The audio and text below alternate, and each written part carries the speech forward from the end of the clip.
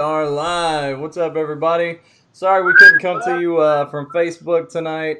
We had the same problem we had with Three Doors Down, unfortunately. But we have Emily Kirkpatrick and Damian Zimmerman. These guys work at a very cool place called Immortal Mask, and they do a lot of really cool stuff in the FX biz.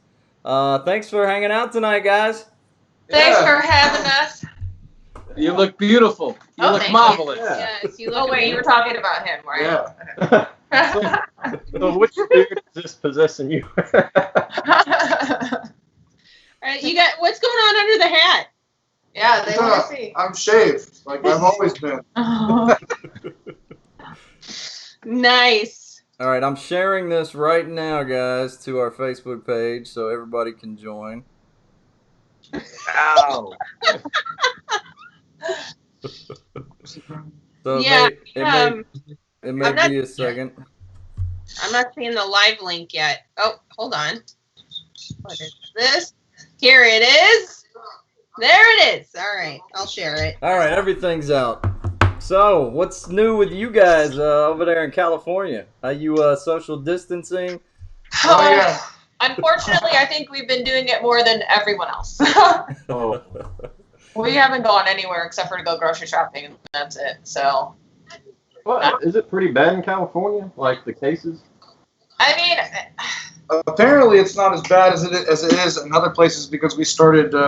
They started our stay-at-home order way earlier on. yeah. So I mean, it feels like it's been close to 2 months now.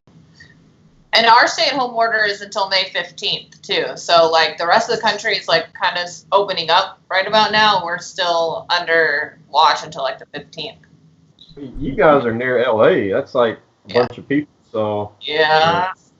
Yeah, but thankfully, like we're not as congested as like New York City is, for example. Yeah. So even though like we still definitely have like people on top of one another, like it's not nearly as bad as it could be. So I feel like that's helped keep the numbers out here fairly down. I think in our area, like our immediate area, there's been like maybe like 800 cases or something like that. wow. Oh. There's a lot. Yeah, I don't really know the numbers. I haven't been paying too much attention lately. I'm kind of, like, tired of watching the news. Yeah. Like, I just can't get over. I'm like zoned in on you because it's like I was standing up and then I hear Chris going, "Okay, I'm dialing. Emily's coming in now." And he's like, "Hey," and I hear your voice and I sit down. I'm like, "Whoa!" It's like, damn. wait, did they cuss on here? What's Sure. Yeah, you can let a few. You Yes can let or a few no? slide. Yeah. And a cool thing is I'm new to TikTok. So if anybody's out there and you want to follow me, go ahead. Yeah. I'm new to TikTok, but I mean I follow you, Emily, and it's like if you guys are on TikTok or on any social media outlet, follow her. There is the craziest stuff on there, and it's like you get to see everything they do come to life. It's beautiful. It's beautiful, and it's like you're filling the feed, and I love it. Thank you. You know, but it's funny you bring that up. Like, I just posted a video like 2 days ago on TikTok, and it was just of one of our like rhino masks, and I got 23,000 followers in one day from that video. Wow. In Why one don't day. you? Could you And tag it's- me in one of those and 4.6 bring some of those followers over my way? Yeah.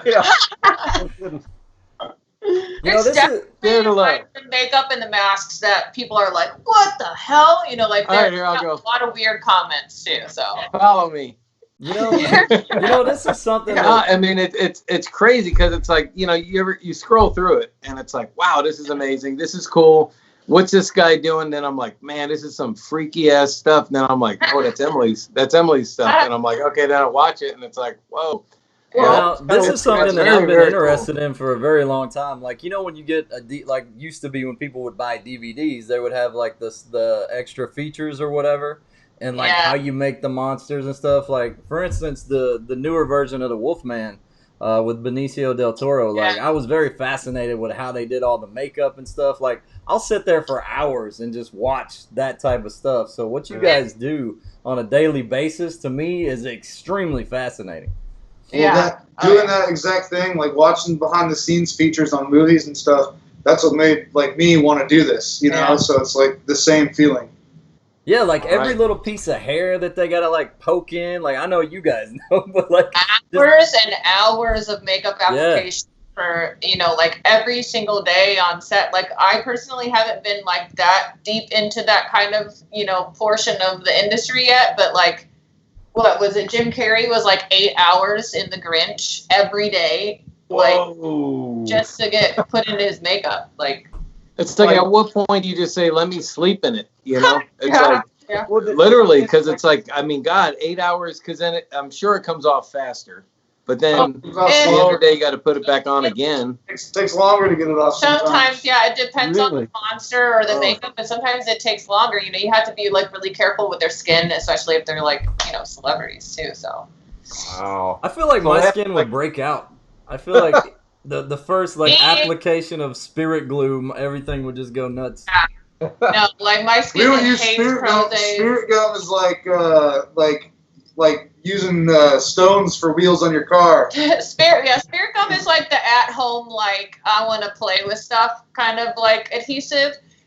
We use Prozaid and like Telesis for a lot of that stuff, but Prozaid makes me break out. Like when I was in school, they did an application on my arm of a Prozaid transfer, and I had a rash from here to here for 2 weeks. Oh. So I don't sit well under makeup, even though I'll do it occasionally for friends or Damien, but I don't like it.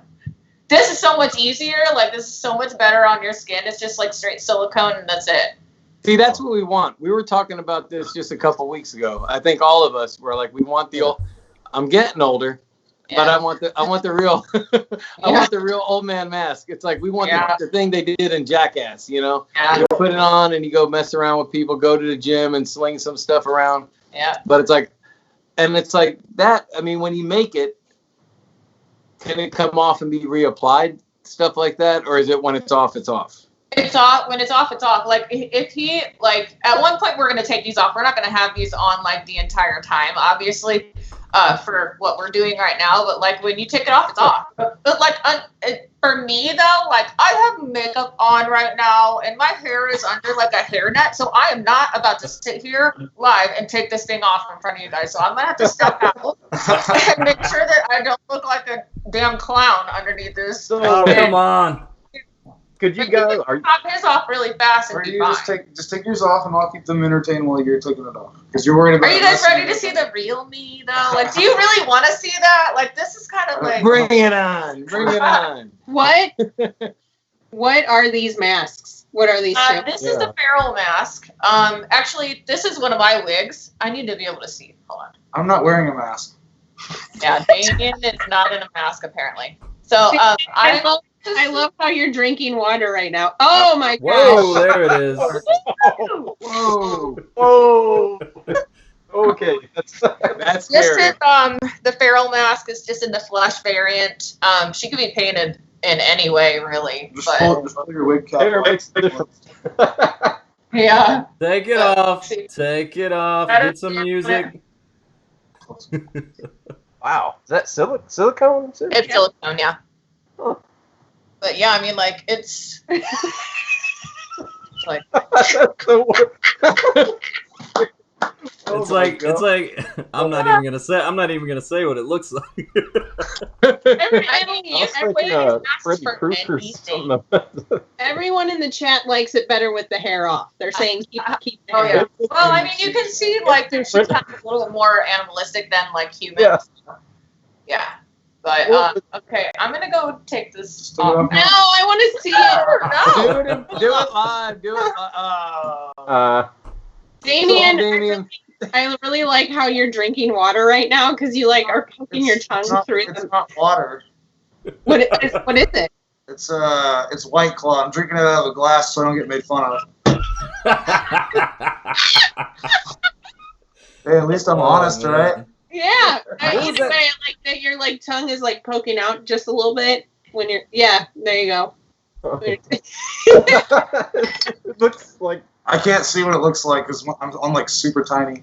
It looks good, bro. Like It for a looks good. split second when we first got Damien and Emily on Skype for like a split second, I thought like you had just got stung by a bee or maybe you've been like yeah, it looks maybe you were like surreal. bulking or something. That's sushi. Yeah. Mhm. But Well, no, man. See, Like you're I swollen. I'm fascinated with the masks that are like normal. Like I could go to Walmart with that mask, and probably only like 2 out of 10 people may be like, "What's wrong with that guy?" Oh, it's so weird. That looks like one of my uncles, actually. It is. It does, yeah. Yeah. Come sit on Uncle Jimmy's lap. So you said, so Damien, you said this is a new mask. This is a secret one, or? No, this is actually something that we did for a client privately. So this isn't actually one that's like for sale or anything. Well, that's cool. That's badass. So also, Damien, you were on a show actually called Face Off a couple years back, right? Let's talk about that for a second, man. Yeah. Sure. What do you want to know?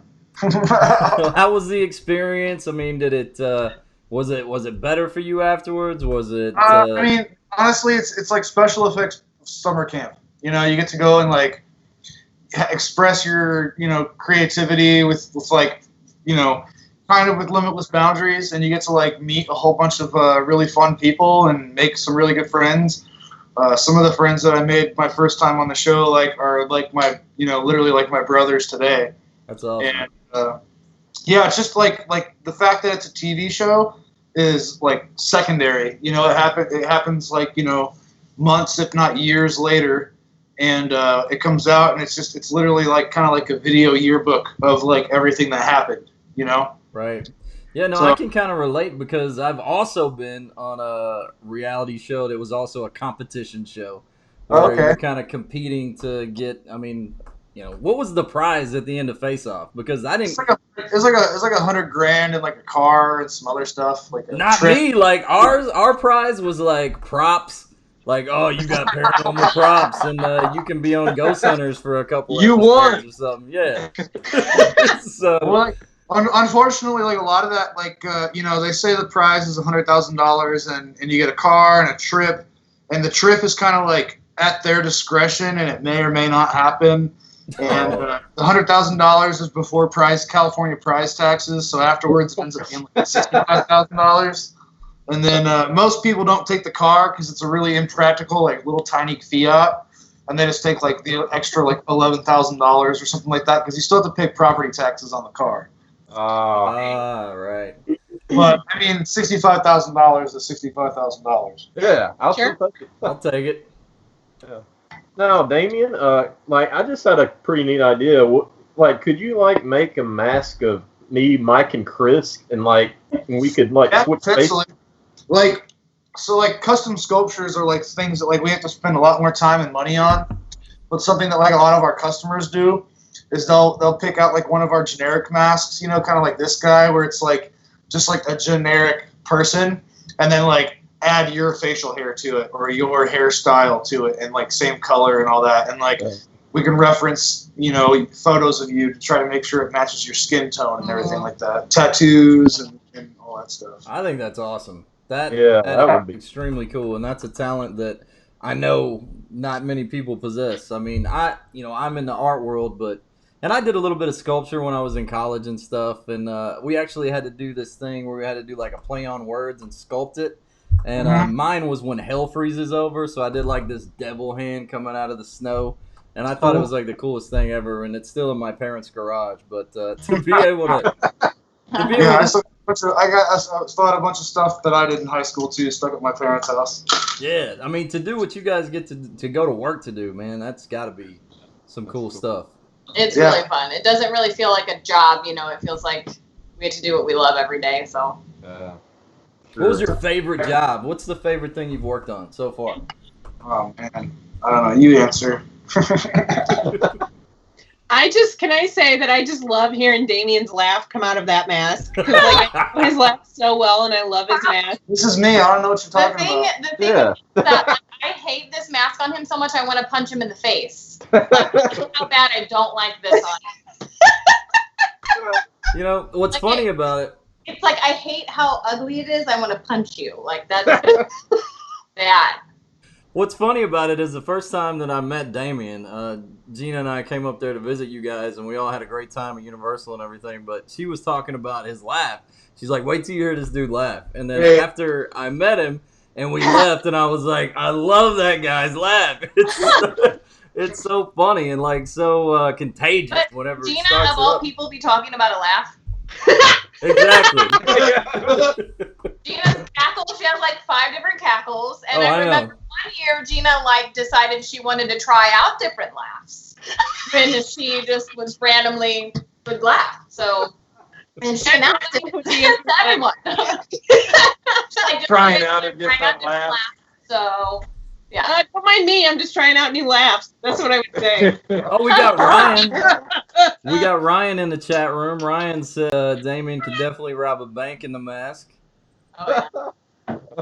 It's Don't do it though. Yeah. Don't do that. We don't condone that, obviously. I mean, everyone has to wear masks now, right? That's true. Yeah. Hold on. Butt in my face.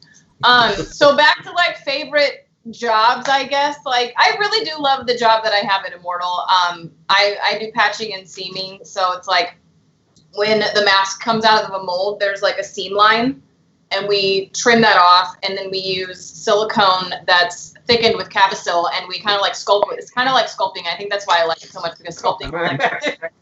But There you go. Bananas. that's actually a girl that we work with. She made these for us. Her name is Brittany, and she's been selling them on, I think, on her Facebook, maybe. I'm not sure. Are they reversible? Yeah. Yeah. Oh. Cute. Look at you being cute. You have it upside down, by the way. He doesn't have it on right. But I love working at Immortal. I mean, it's fun. I like it because it feels like I'm sculpting, even though I'm like not. But I don't know, my favorite gig maybe that I worked on, even though it wasn't like special effects makeup, I did beauty makeup on Maria Bamford, and she's a comedian that I have actually known about, and I've seen like her stuff on TV before, and that was really cool to me that I got to like work with her. She was super sweet, and she's really funny. But she's like really open about like mental illness and stuff like that. Like she has a whole series about mental illness, and it's actually really hilarious. So that might be one of my favorites, just because of like what I got to do. I don't know.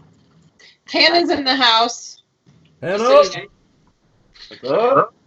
Who? What about you? All right, Damien, you're up, bro. I mean, I know you've got a lot, but if you could narrow it down to maybe like a top 5. I don't even know. There's so many things. I can't even think of- He did a Slipknot mask not too long ago. Right. Like I said, No way.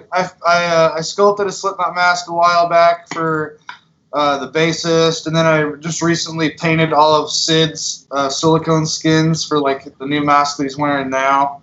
I'm sure they got somebody else doing it now. I just did the first like 6 or 7. I cannot deal with this. What's that? I can't deal with it. Slipknot's her favorite band. What else? I worked on the Star Trek TV show a couple of years ago. I just thought Did about some Star Trek. background stuff. That was pretty fun. There's so many things that like I like without like, because I enjoy everything evenly. You know, like I don't have anything that's like top of the list. I guess like everything's kind of like evenly matched. But Right on. I got to work on and like none of it's even like really big stuff. You know, like I got to work on like some Rick and Morty puppets when they were like promoting the 3rd season. And like, even though like that was super cool to work on, like it still sucked to do. Like what I was doing sucked, but it was cool to work on. And then like, same thing with I worked on Sharknado, which like, even though it was like Yes. a shitty movie, Yes. I got a lot of really cool stuff, like sculpt and like do all sorts of other crazy stuff. So Sharknado. I Surprised you I mentioned think that. that's everything's awesome. kind of paired that way. Like very, very rarely do things match up where it's something that's like super exciting, like a big, like something big that's gonna have like like Slipknot's name behind it, and also have like check all the boxes for like what excites you and what you want to do. Mhm. Like so like if you want to sculpt and paint most of the time, like whenever you get that cool gig that comes along, you're probably not going to be sculpting and painting on it. Like it's just very rare that things like that line up. That's kind of like the challenge of like trying to do what you want out here. Well, you Have guys. you guys Have you guys ever had any job go like completely horrible or wrong? I mean, yeah. I think there was one time where like so someone got a gig and they couldn't do it. It was just like some simple blood gig for like some, crappy low budget movie. And I subbed in for them, so it was just like a day's worth of work, and I just had to go in and do like this blood gag and like another thing or two, like really easy stuff, and then that was it. But my part wasn't until like the end of the day, like toward like the second half of the day, and so I was there for like the entire day, and then like someone came and shut the shoot down because they didn't have the right permits, like right at the end of the day. So I just like stood around all day and then like got sent home and didn't have to do any work, but still got paid. So that was. Oh, you still got paid. Okay. That was my next. Still got paid, but That's kind of what happened to me, like right before the coronavirus all like really like. You're not allowed to say that on you. Are we on YouTube? You're not allowed to say that on YouTube, are you? Anyway, I was on a gig with one of my friends, and we had just gotten everything set up, and then they had a meeting, like they usually have the morning meeting before everything starts, and then they were like, "We're getting shut down." And I was like, oh, okay. So, but I still got paid. I was there for not even an hour. Oh. And like, all we did was set up our like station, like our makeup station. Like nobody had even any makeup applied on them yet. And they shut us down, but everybody got paid still. So. Oh. Okay. Yeah. Now you guys do. Go ahead, Mike. Oh, no. I mean, I was going to switch gears of hair. So go ahead. No, I was just the only thing I was gonna say, you guys don't just do masks. You guys do like full body application type stuff. Yeah. So my question is, here, unfortunately, to show you, but there's a full body. Well, it's not full body, but it's like a chest. We do full body suits with like arms on it, and then we have a lot of like sleeves that are like just like a whole hand, and then a sleeve that comes up to here. There's like monster and like lizard, reptilian like type things. Basically everything head to toe we do. And you guys got to make like a live cast of the people you're putting it on, right? It can't just fit on anybody, right? Or not necessarily. It depends on if the customer wants something custom, they can pay for that. But like the body can fit on most bodies. Well, everything is designed to fit like the average size person's head, hands, body, everything. So the core that we use to sculpt things on is actually slightly smaller than that. So like we take the measurements of 30 plus number of people's heads, figure out what the average size is, and then we shave off like a ½ inch or so of that all the way around because the silicone stretches. If you just had something that fits snug on your face, it would just like be like a loose fitting sock, So everything is sculpted so it's a little bit smaller, so that way you stretch it and put it on, and that way it hugs your face, so you can get like all the nice facial movements and all the transitioning of like the character and everything. This is like one of the masks, and like you can see how it's like really movable. You know what I mean? Like a lot of them are like really thin in the face, so you can see your facial like expressions. Like under the mask, it'll like translate with the mask on. Yeah, that's pretty cool. We also like have mesh that's inside the silicone that prevents like tearing. Like you can pull and it won't tear, which there are some companies that don't use that. So if you're not real careful with the mask, it can tear. Yeah. Is that the one you were just wearing? Yeah, this is the one I just had on. Oh. Why don't you guys switch masks? I want you guys to switch masks. How Damien can't put this on. You should put that one on and see what it looks like. And it definitely looks different on different face shapes too. Oh. So, like, if you have more of like a longer, skinnier face, it's gonna look different than somebody with like a wider face. We got there's the laugh again. We got Kelly. Kelly wants to know if you guys have ever done any zombie movies. I mean, yeah. I'm trying to think so like, this is the thing is like usually when like we work on gigs, like a lot of the time, like I would say like probably 75% of the time, we don't really fully know what it is that we're working on. Like it depends on what you're hired. Yeah, like obviously, if we're doing zombie stuff, we'll know it's zombies or whatever. But and there are a lot of times where we'll know the project we're working on in advance, and we have to sign NDAs. But for example, like when Taylor Swift just did that The Man video, I helped work on that. Like I painted like some silicone sleeves for her legs and stuff, and had to sign NDAs. And I had no idea what it was for until the day the video came out. Oh wow! Oh yeah, like. And I was like, oh, cool, it was for this, like, And that's just kind of usually how it goes. Yeah. That's good. Do you now, like, when you guys get called for a gig, do you have like gear you bring, or you show up just you and they provide? You have to bring. You bring everything. Yeah, it's just that it's just like if you were to call someone to build you a porch, or like if you were to call someone to like, you know, do your roof or like pour your driveway, like you're paying them labor, materials, like all that stuff. It's just it's executed the same exact way. Yeah, you have to charge for you have a kit fee that you charge, so it helps pay for the stuff that you've bought for your kit, and like, you know, your hourly fee and things like that. Yeah. Most artists work on a day rate, so they have a day rate and a kit fee. So like, say that someone's day rate's $250 and their kit fee is like, you know, depending on what it is, it's like $50 to $80, and that's like if you're just needing to go to set to do like out of kit makeup stuff. But then when it gets to things like somebody wanting a custom mask or a custom sculpture or something that like requires like, you know, many like, you know, weeks of preparation and design time and product production time, that's more of a like a quote, like cost by cost basis. Like, just like I said, if you're trying to get a porch built or something, like you're going to get an estimate. You know, I'm going to fill out an estimate for you on what I think it's going to cost and labor and materials. You're going to see that. You're going to approve a budget, and then we'll make cuts where we have to. And then it goes from there. Now, like Taylor Swift's legs.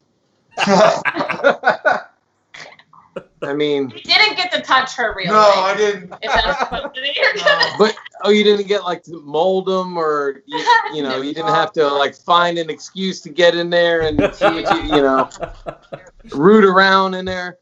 No live cast. Uh-oh. Yeah. Now, speaking of which, it might have okay, been like now on a casting of her legs, but I don't know for sure. Well, you just Okay, painted now- the knees, right? Like, Yeah, so it's it just- was it's already just like- made and brought to him, and then he painted it. So it was like the whole process of getting it made for her was somebody Yeah, else. it was like from here to here. It was like this far. Okay, first of all, he just wants to That show works. his shoes because he's not been able to wear them Yeah. yet because he bought them right before the pandemic happened. Yeah, these are Let's my see. casual shoes. And he's very proud of them. So Let's see. he has Let's see him, bro. Let's see him. Let's see him one more time. I didn't get a good look at him though. because he's a dork. Come on. Oh, those are Yeah, BA, man. Yeah. You know what those shoes remind me of a little bit? The show Martin. The colors they use in the beginning. Yeah. Yes, Martin Lawrence, yeah.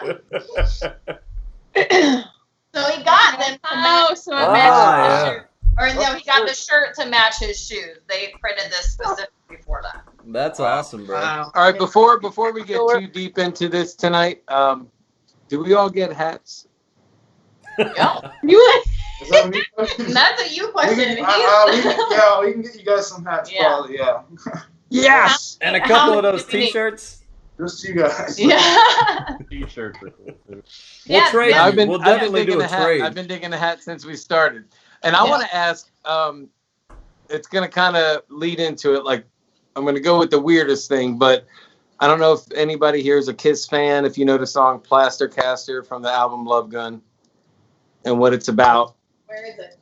It's I don't know where it's. I think it's in the closet. I got a feeling Is it that is. where you're going with? Yeah. Yeah. Because On that. the song's about a girl that back in the day in the 70s, her way to get backstage and meet guys, she was an artist and she would make molds of band guys' peckers. Peanut And eyes. that yes, oh my god, that's awesome. Wow. I told him he should have worn that mask, but I'll take it. But that was her shtick, and that's what the song was written about her, because she would make casts of, she did like Hendrix, Mick Jagger, of course the dudes from Kiss, yeah, and she would make molds of their things, yeah. and so that's what made her famous. So what's the weirdest thing you guys had to do? I haven't had to do anything weird like that yet. Like, I've only been out here for 2 years, so I have yet to mold a inappropriate thing. I had to repaint like a couple fake things, and then Penises? Can we say Yeah. that? dongs, Dongs. shafts. What else? So did you like hold on to it and paint it, or? Yeah. And my coworker at the time had to do some too, and I took some pictures of him holding it while he was painting it. It was pretty funny. What type of music do you listen to when you're painting a dong? Lots. I don't even always listen. When sometimes. you're painting the penis, though, she asked specifically. Does she have? Do you have a penis playlist? Is what you want to Yeah, it's got a lot of what's the guy's name? Hold on. I got a Ed feeling Sheeran? Gene Simmons is coming. I got Should a have done feeling. that on camera though, so they can see how it works. You know? That's He a doesn't badass show mask. face. Camera. Okay, he's preparing. Hey, Emily. Oh, go ahead. There you go. Nice. Yeah. That's cool. That is awesome. Let's Emily, see. Let's see the tongue, bro. Oh yeah. It's awesome. Oh, man. Okay, now how long would it take to make that? Well, if you want to start from the beginning, Well, I mean, let's you go know, the from sculpture, scratch. like the sculpture. This is sculpted by Mike Hill. You know, it could take anywhere from like a week to a couple weeks to a couple months. yeah. And then once the clay sculpture is done, it takes a couple days to mold and clean out. It's going to take a couple days to cast it and seam it and patch it, and then probably about a day to paint it. And then like with hair though, that's a different story. You know, if you want Yeah, hair the and hair, stuff. you're like a day to glue the wig down, and then maybe 2 or 3 days, give or take, depending on how much hair there is to punch it. I do some Right on that. here and there, like the eyebrows that were on his mask. I do stuff like that. I didn't do the eyebrows on that one specifically, but like I hair punch like beards and eyebrows and stuff too. So like you can Not go like this. out I mean, or granted, you if you just did some black around your eyes, it looks like you just Yeah. painted your face. It That's- doesn't look like a mask at all. Yeah, if you have like a clown mask or like some type of like animal or monster that the mask is like colored differently. It's like there was a red demon mask I was gonna try to wear, but I wasn't able to. I would have painted my eyes red underneath it, so it would have blended better. Yeah. Kind of like I they mean, did it in doesn't look like your face is painted. like they did in all the Batman movies, right? They always paint his eyes black around the eyes, like like the old Michael Keaton thing. Are you taking it off? Yeah, where's my hat? Emily, are you sitting on a heating pad? I am. Yes. You want to know why? You want to talk about it? I don't. You don't have to tell me why. I already know. I already know. That's okay though. Hey, Because what's I am that? on the heating pad. Oh, okay. So My this back hurts is a real real face bad. paint? There he is. All right, now who's this There one? he is. Now we got his real face. That's the ugliest mask. Never though. mask. Like the worst mask that How we long have. did it take to Oh, make in that that one? shop is that mask. How long did it take you to punch that scruffle? 3 or 4 days. Nice. I mean, that shows you how fast you can like switch them. You know. Wow. That's awesome, man. I've Draw been to the over site. and then change.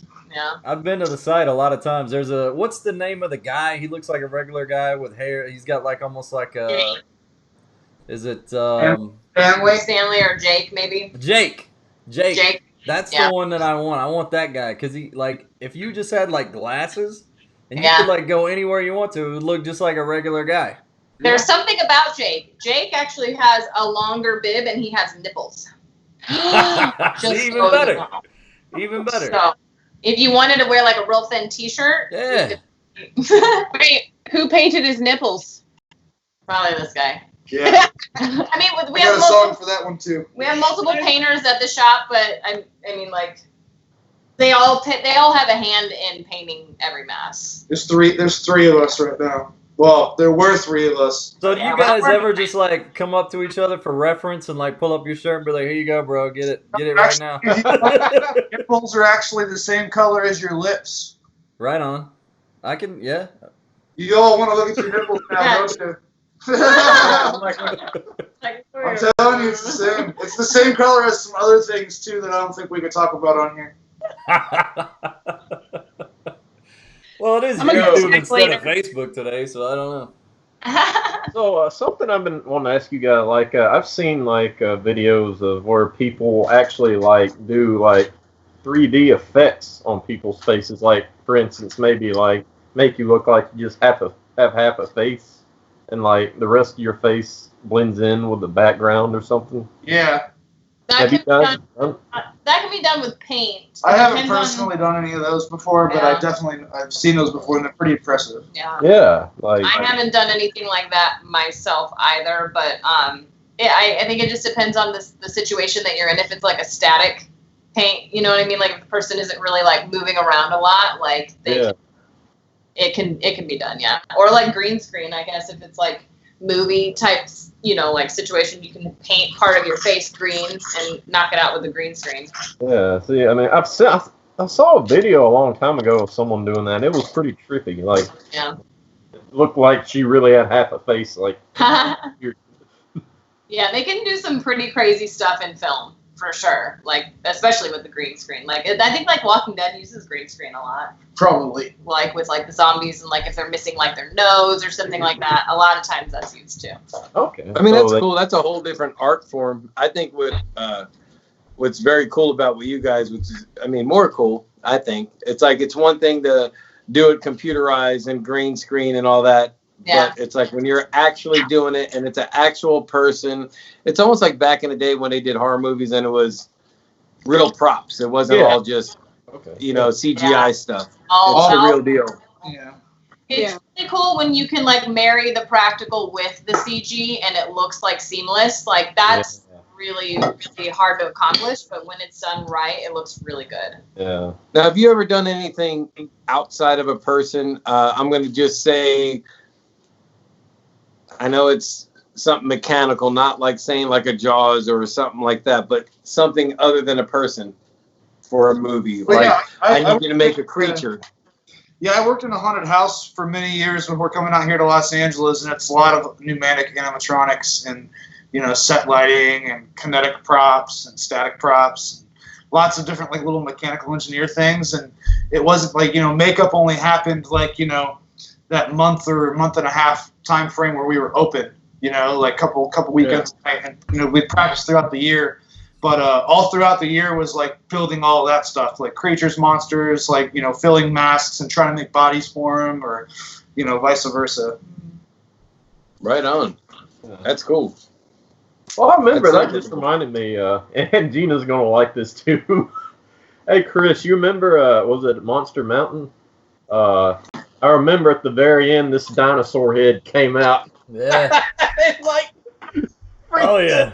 That would have probably Gina. It's funny you bring that up, actually, because I texted them just 2 nights ago about Universal, and you guys have it, don't you? You guys. I'm looking. I have it in my wallet. I'll get it.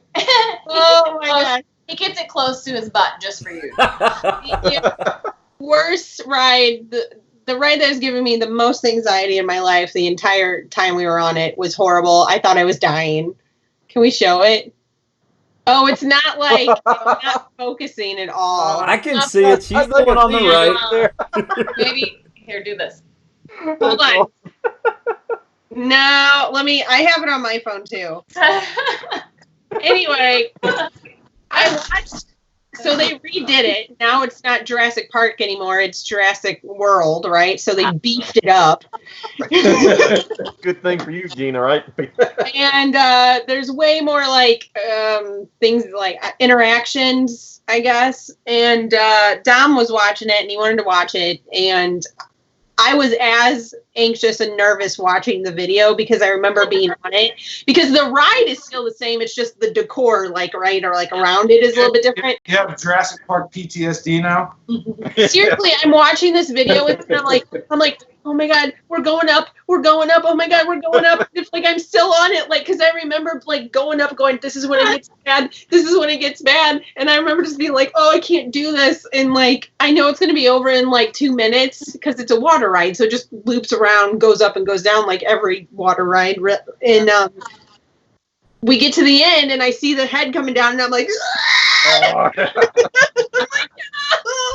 No, it's funny because that was the face that you made too. No, I remember we were filming. I can't remember where we were filming, but I remember Gina sent me that photo from when you guys did that, And I was just like, is that Gina? That's not Gina, is it? And he's like, that's the worst her at all. Yeah. Of all time. That's like pure like fear. That face is like pure fear. I know. Well, we were talking about it just a few weeks ago or last week. I don't know, whatever it was, one of these live ones. And we're talking about fears, and it's like whether it's something paranormal or bugs or spiders. And she's like, dinosaurs. And it's like, dinosaurs, you know they're not.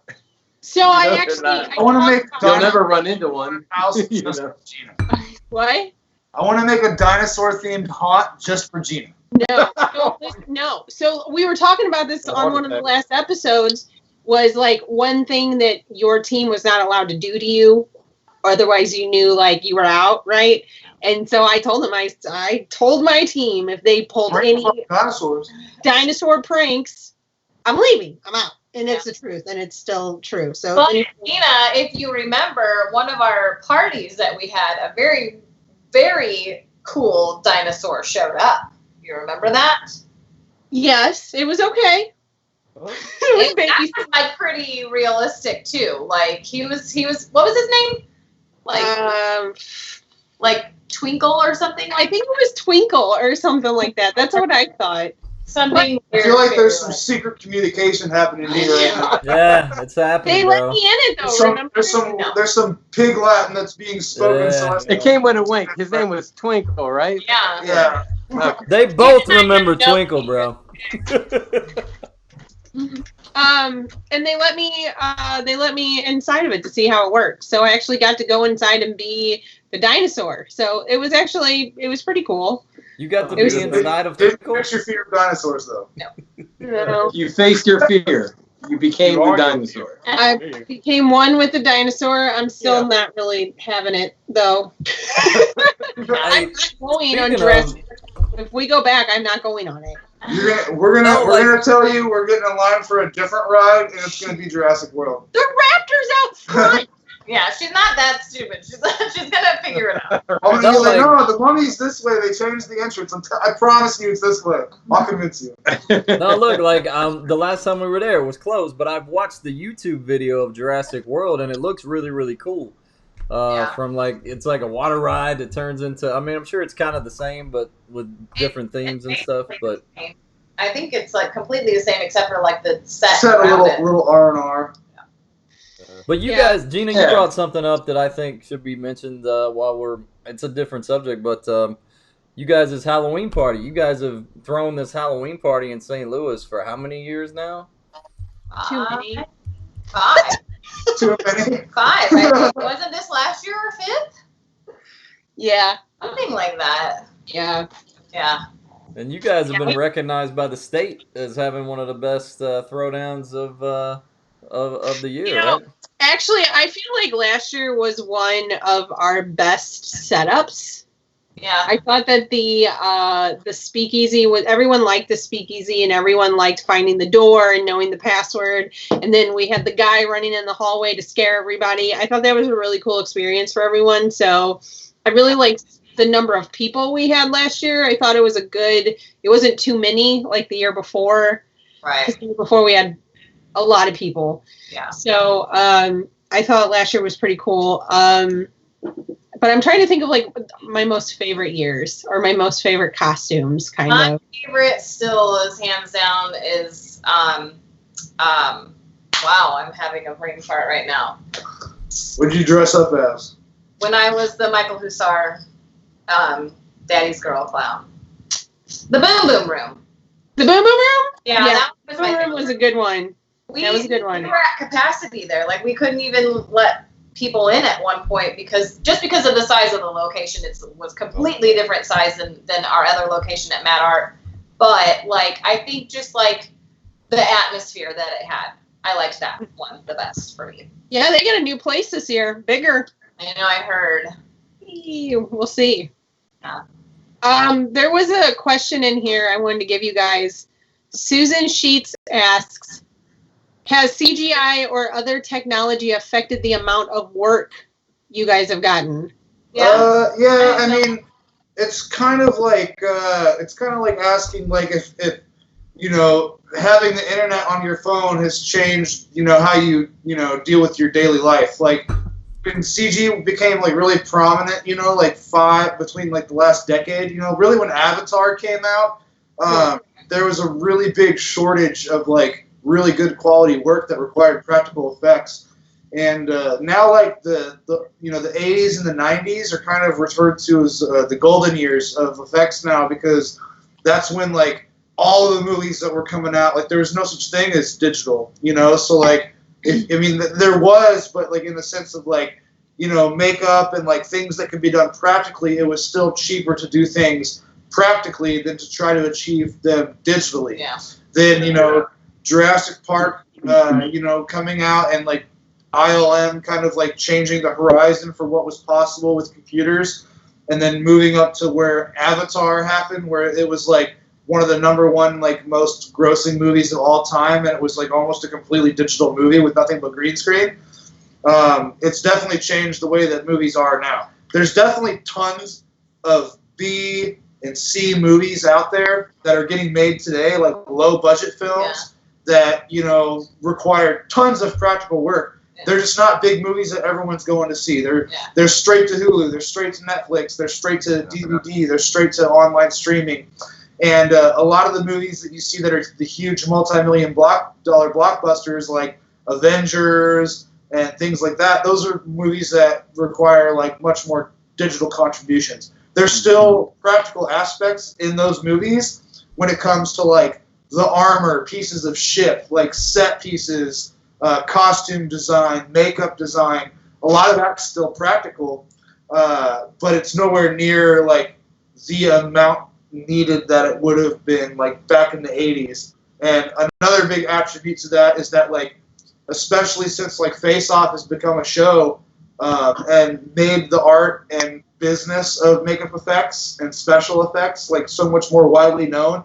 I mean, the internet in general making information so much easier to access for everybody has created an influx of demand for these special effects jobs. Yeah. So, you know, we have, when you look at all these schools like, you know, Cinema Makeup School and the Tom Savini Academy are two of the bigger ones, and there's a lot of smaller ones and even ones that are like more online geared as far as like the Dick Smith program goes. They're all really good programs that put mass numbers of people through them. So you have this huge number of young and lesser experienced artists that are out here now that are thirsty for these jobs that aren't as plentiful as they used to be. So there's a higher demand for those practical effects jobs and makeup jobs in film and TV, especially out here in Los Angeles, than there ever was back in the 80s when there was only like, you know, a dozen or 2 dozen guys that were doing it. And now there's even less films that are requiring, you know, like when I said that there's tons of films that require practical effects, but they require practical effects mostly at the artist's expense. You know, like you get paid with experience, or you get paid with accreditation, or you just get your kit fee and that's it. So you're basically working for free, and it's made it increasingly more difficult out here, at least, to find good quality work that pays well, that is also like creatively satisfying. And it's created a cutthroat kind of economics kind of vacuum for people getting jobs. So, you know, there's almost like a hierarchy tier of people in the industry that get jobs. You know, at the top you have like the guys that have been out here in the industry since like the 80s and you may some even the 70s. You know, you got like the Rick Bakers and the Steve Wangs and the Tom Savinis that no matter what, you know, they got people, they have to push work away and they're thinking about retiring. And then the middle tier, you have, you know, people like us that have like been out here for a while and kind of have at least 1 foot kind of planted to try to get ourselves into the industry and be able to get and keep good paying work that's satisfying. And then at the bottom, where it's the widest, you have all these people that are just hungry for these jobs and willing to do anything, pay for the job, even not even just, you know, and step on each other and make the entire rate of the triangle go down because of the influx of demand. So it's really, we're in a, especially now with the coronavirus or the C word happening right now or whatever. I think you can say it. I don't think it's. I don't know, whatever. Just with all that happening now and a lot of productions being shut down, and how slow it's going to open up, and with how this profession, especially for these people that are just starting out, especially if you have a lot of debt from school that you have to pay off, and you're living in the most expensive place in the country as far as rent goes. When it comes to opening things back up slowly, it's going to be even more of a cutthroat situation for those jobs. And there's going to be probably even fewer of them available as things start back up. So I want to say something really fast, though. So we were talking about CGI versus like practical and how there's like a lot less practical in the world right now. I want to point out a couple movies that are new that are like amazing horror movies that have all practical in them. Well, you can't say all. Mostly practical. Everything. When you think about like the moments in the movie that are like memorable, there's mainly practical in it. Like Hereditary. Yes. I don't know if anybody has seen that movie. That one of my favorite horror movies now of all time. I've seen it like 4 or 5 times now. Like, I don't know how much of the movie has CG in it, but I know the majority of the effects are practical, and it's done really well, like extremely well. Things like Star Trek. The new TV show. It's had 2 seasons out. It's won an Emmy, and that's a good example of like the digital and the practical marrying together nicely, because there's so many practical makeups, suits. There's so many beautiful things that were made for that TV show, and they're all married and chained together and finished with like digital lasers and things that would be like impossible to achieve convincingly nowadays. That's the other problem, is that like with technology becoming so much more advanced, doing things like digital editing and like adding things into video that would have been impossible 10 years ago, most 8-year-olds can do on their phones with YouTube videos now. Yeah. So when it comes to like, showing someone something and making them pay for it, it becomes increasingly more difficult to do it convincingly, to where they can't go like, oh, that's fake, or oh, that that looks like something I could have done. I just had a wild thought about, I don't know if this exists yet or not, but maybe some type of futuristic practical suit work, I guess. I wonder if there'd be a way to like create like a suit you could wear that merges the electronic and digital with the practical. They already have that. They do. These motion capture suits, like even like makeups, for example. Like if I wanted to do a makeup where like, it's a zombie, but like this part of the cheek right here, and I want you to be able to see all the way through it from here to here. I would do that makeup practically, and then we could paint like a bright green color where the holes need to be, and then those are green screened out, and you could digitally add the light coming through, someone looking through, whatever you need. And then when it comes to motion capture, that's how they do things like Gollum from Lord of the Rings. That was actually an actor that was practically acting and did all those scenes and audio work. He was wearing a suit with motion capture balls all over it, so that way they could have cameras that could track him, put his digital performance into the computer, and then they could have 3D modelers go over the top of that and build on top of his performance. Sure, it probably takes a special person to wear one of those leotards covered with balls. Well, yeah, I'm sure still be able to act. A big comfort. He's worn a green leotard before. Yeah.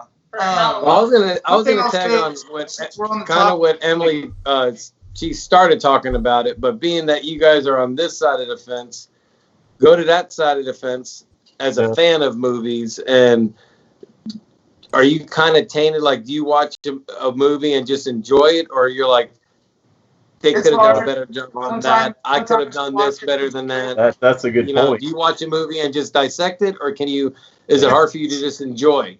If it's enjoyable, I'll enjoy it and then dissect it later. And if it's not enjoyable, I'll dissect it while I'm not enjoying it.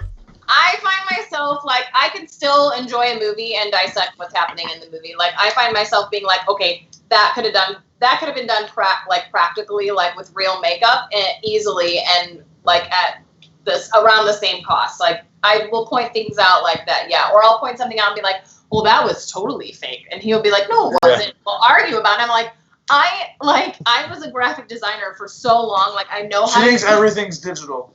No, I don't. Well, I can usually point out something digital before he can. So, like, we'll get into little arguments and tips about it. But yeah, I can spot the digital stuff a lot easier just because I have a little bit of training in some of that world too. Well, really quick, since we are on the topic of practical versus digital, there is a huge wave of people right now that are transitioning to accept the digital horizon that's coming, as far as like learning how to sculpt on the computer using programs like ZBrush and Sculptress.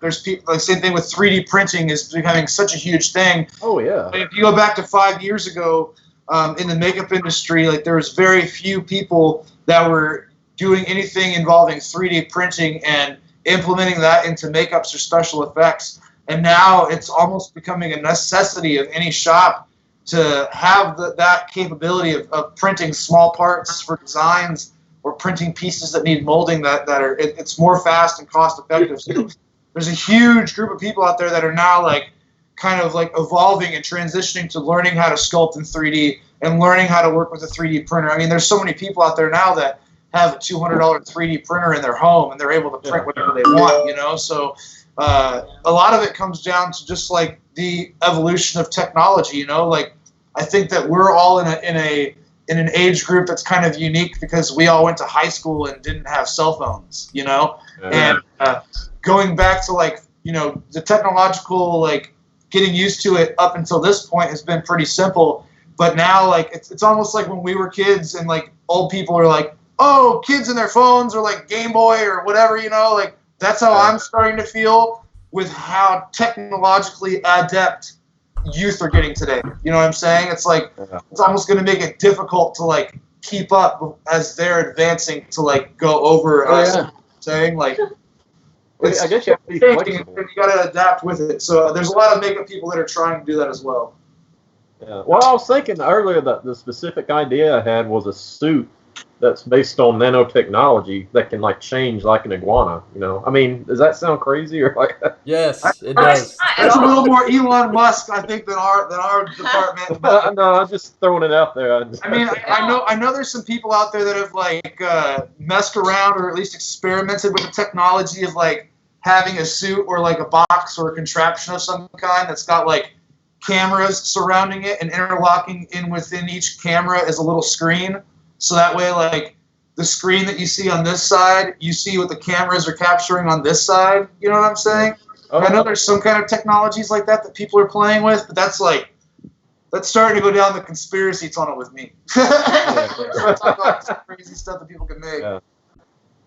Hey, I'm going to throw this out there. It is 9. I don't know if you guys know, I'm at a place right now. I'm doing a ghost hunt event tonight with a small group of people, so I'm going to have to jet off here. I got to get, well, Gina and Chris and Brandon know where I'm at.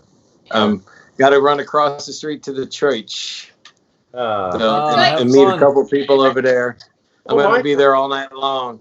I was going to ask, how's the activity? Like, because, I mean, people haven't been there lately a lot. I don't know. That's what I mean. It's like it's been a couple months since anybody's even stepped foot in this place tonight. So, curious. I don't know, man. I think I'm looking forward to it. I think whoever's in here is going to be ready to do some talking. So I'm jealous. So I'm sure you're going to have a really amazing time tonight. I haven't been able to go investigating in I don't know how long. Emily, this place was the place I had the fake knife thrown at me. Oh yes. Okay. So as prop people, you guys could appreciate that, right? Yeah. Yeah. It was amazing. I mean, I wish I could be on here longer. It was amazing talking with you guys. I mean, it's like, because I do have a million more questions that I'm sure other people are writing in the same questions I have, but Emily's got a few others in here.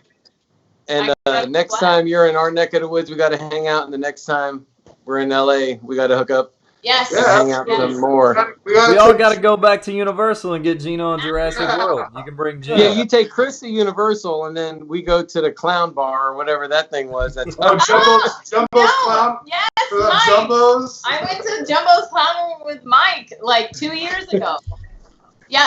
Yes, we will go there. I mean, that's like a staple. Like, you have to go to Jumbo's Clown Room whenever you come to LA. There's some other. You guys got to take like a week or two. We'll take you to everywhere. Yeah. There's a lot of places you gotta go. Well, I mean, as a team, though, you all need to come out here for the Cecil Hotel. Like, yeah. Get us in Cecil Hotel. You've been talking about it for 5 I got years. confirmation that y'all are coming first, and then we'll see what I can do about No, getting. we're gonna get there, and you're gonna be like, "This is it. We can't go inside." No. This is the front. This is what it looks like. That's the door. I will get it figured out. I've tried in the past, but like I said, like, I'm kind of all alone out here. Like, I have friends that are interested in paranormal investigating, but they're not like professionals like us, and they don't have any pull either. So it's like me by myself is a little bit more difficult. But if I know that I have like a real team that I'm gonna be with that could evolve into something more than us just like hanging out there, then it might be easier for me to get in. We walked around the Cecil Hotel like a couple of homeless people for like 30 minutes trying to find a way in. Yeah, I got yelled Somebody at. handed you $1. So there's a security guard like yelling at me through the door, like telling me to go away. So. Oh, that's always nice. But that wasn't me reaching out. That was just like, hey, let's go drive by it and see what's happening. But there were like notices on all of the doors saying that they were under construction. They were filming. Yeah. Well, they were filming too, but they were under construction. But yeah. We'll hook it up. But yeah. All right, you Mike. guys are awesome. Good to see you, Mike. Damien, it was good meeting you, man. You too, man. You look amazing. And my brethrens and my sisterin. I love you guys. Good night. And everybody watching. Love you. Happy hunting, my friend. Thank you. We'll talk to you soon. Happy hunting for sure. Bye-bye. Bye. I'm kind of jealous. Yeah. Yeah. I'm jealous. You figure it out. Hold on. I don't know.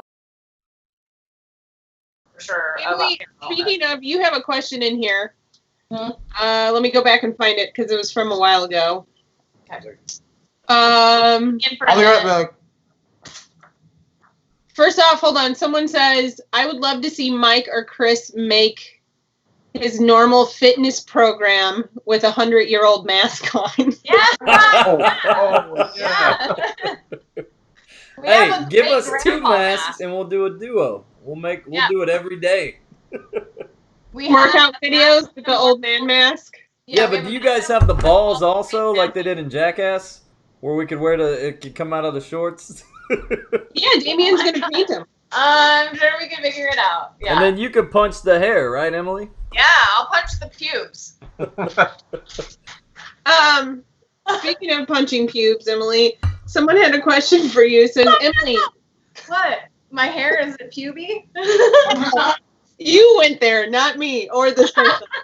Well, I was gonna say, Emily, you still have the green hair, but it's more curly. Kind of like, I don't know if you can see, like, it's very like rooty right now, and I don't trust myself to bleach it on my own, so I kind of have to suffer like everybody else is during Well, this. it seems like I remember, like you, Gina, usually had what, red or purple, and then Purple or pink. And Emily was green, like. I've always been green or teal. Yeah. Actually, I was blue for a little while. I think when we first met you guys, I was blue. Yep, you were blue. But then the blue would always fade into teal because the yellow undertones of like bleaching brown hair, it always turns like yellow. So the yellow undertone would always turn my hair like teal whenever the blue would fade out, and then I just stopped fighting it. I was like, I'm gonna go teal, I guess. So. Well, Gina was green for a while too. I remember that. Yeah, I did green once, and I got yelled at work, so I couldn't do it again. But Emily, you have a question that says, don't you miss 3GD times often? Know you love what you do, but you're so far away from Gina. That's no idea. Like, and I'm not gonna say like it's easy to not think about that because like obviously I think about my friends and my family back home and things like that. But like during quarantine, when you're like forced to stay home all the time, like you have a lot more time to think, and I hate thinking. So I definitely have been like homesick a lot lately because I don't have a lot of things to like occupy my time. Like whenever I was working, I was like literally working during the week at Immortal, and then I would go to gigs on the weekend, so I barely had time to wipe my ass. So it's like I was able to push those like sad, like missing everybody aside, and now I can't anymore. So I've been homesick a lot lately. So yes, it's very hard, and I do miss my 3GB family, and I miss a lot of, I miss traveling, I miss driving 8 hours to investigation, our little like road trips. I miss just being in the car with my friends and like being stupid. Like I miss that I miss too. seeing those videos. You haven't, or you have? No, I missed seeing those videos. Oh, yeah. You guys would always have the best videos. Yeah, well, that's because we don't give a shit about what other people think. I mean, like, obviously we do to a certain extent, but like just being goofy on camera, like we don't care. And I think that's why a lot of people enjoy watching that, because we're in addition to like us, you know, like. In addition to that, I mean, you guys are also very knowledgeable about the paranormal. Last week, I think we sold out your your 101 if you have one this year. If we still have it this year, yeah. Yeah, like if you guys do that. So, like, Gina, are we gonna announce anything about this year, or are we gonna not yet? Not yet. Not yet. I Okay. don't know what's happening. Yeah.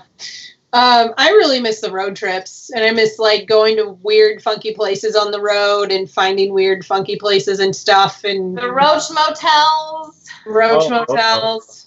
That's where anything interesting happens. Like if you're gonna travel, if you're gonna go on a road trip, you have to stay at a Roach Motel because you're not gonna have a boring night, and that's why. I miss the feeling of like, am I gonna survive this tonight? Are we gonna get sex trafficked into the system tonight? I don't know. That's the excitement of like, you never know. Yeah, it's the only time I ever said like I'm not doing this was when me and Ryan went to one of your guys' events. We walked into the worst hotel we have ever been in. It was South Pittsburgh, Tennessee. And you know that means something. Ryan and I were like, we cannot do that. No, you sent me photos of bed bugs, like literally photos of bed bugs. Hell no, there's no way. There's no way. Well, there was grapes on the floor. Well, one thing that you know I kind of can relate to you. I mean, like you guys actually like spent your own money and went to far off places to investigate the paranormal. That's something that we never really got the chance to do because we got just very lucky in the beginning. But that first season of Ghost Asylum, I would say was probably the most fun I've ever had traveling because they would just rent us a van and we would drive to the location to shoot. And like those are some of the best times I've ever had. It was like always Doogie and Porter in the front. Usually Porter was driving and Doogie was in the passenger seat. And it was me and Chasey. And then Brandon was in the very back doing his math or watching Bruce Lee or whatever in the heck he was doing. But those were some of the best times that I can remember traveling. Just, and now, like, after that, it was like they gave us all a van or airline tickets and stuff. And that's kind of when the fun stopped happening when the traveling. Well, I can definitely relate. Well, I remember, what was that video? Was it you that did that video when we were coming on from Ironton? And, like, everyone was, like, all tired and everything? No, season 1 Ghost Asylum, we all, had to work still. We all still had jobs. So it was Sunday night, and it was a snowstorm. And it took us, like, 12 hours to get home when it should have took us about 6 from Ironton, Missouri. Then I had to, we all had to work. Chasey and I had to work. And the look on Chasey's face of just, like, dread and disgust. Like, I was just filming him. My phone was in his face like this. Yeah. Like, Chasey, how do you feel right now? Didn't he respond? He didn't even respond. He just kept looking straight. And then that same morning, like, I dropped my truck in a ditch. Then the wrecker came to get the truck. And then when they put the truck on the wrecker and my truck fell in the ditch. And they had to call another wrecker to get the wrecker and my truck out of the ditch. And it's like all this after we filmed the first episode of Ghost Asylum ever. And it was just like, the first episode that you were filming? What's that? That was the first episode that you were filming? That was the first episode either that aired or that was filmed. It was one of the two. Filmed. I can't remember. It was filmed. Yeah. We got stuck in a snowstorm once on our way to Indiana. We didn't really make it Friday night. We had a double header kind of, and we missed the first one. Where were we heading? I'm trying to remember. We turned the fan off. I don't remember what the Friday night one was, to be honest with you. I don't know. It wasn't Rose Hotel, was it? No, it was a jail, I think. I don't know. Well, the last time I investigated with you guys was Peoria, I think. Oh, wow. Actually, that's not true. No, you've investigated with them since Peoria. Gina and I came down. Where did we go to? It was in 2016. We came down. You guys were doing an event. Oh, no. When did we come? It was like in April or May. You don't remember the location? No. I'm sure you guys did, but it was multiple locations though. Like we walked through the town. Oh, it was the theater. Sarah was with us, yeah. Oh, yeah, the Palace Theater. The Palace Theater. Yeah. Yeah, but you guys were at like different locations, and we moved from. Only Emily and I kept jumping ship, and that was before Chad knew us, and Chad kept yelling at us to get in our groups. We were like, no. I can believe it. So Sarah said something like, "Do you want a cigarette?" Or she was like, "Do you want a cookie?" Or something weird like that. She was doing something weird during the investigation. It was funny. She kept saying, "Do you want a cigarette?" And like it was really it was like, such a monotone, like, "Do you want this? Do you want that?" And we were like cracking up at it. But that was the last time we that Gina and I together investigated with you guys. Like, obviously Gina and Ryan have been with you guys since then. But that was, I moved out here in 2017. So, and we've all missed you, though. Yeah. I miss everybody. We had he had his face on, his real face. I'm sorry. I didn't realize that. Like, that startled me for a second. I was like, what the? That's your real face. Like, this is the worst that we have at the shop.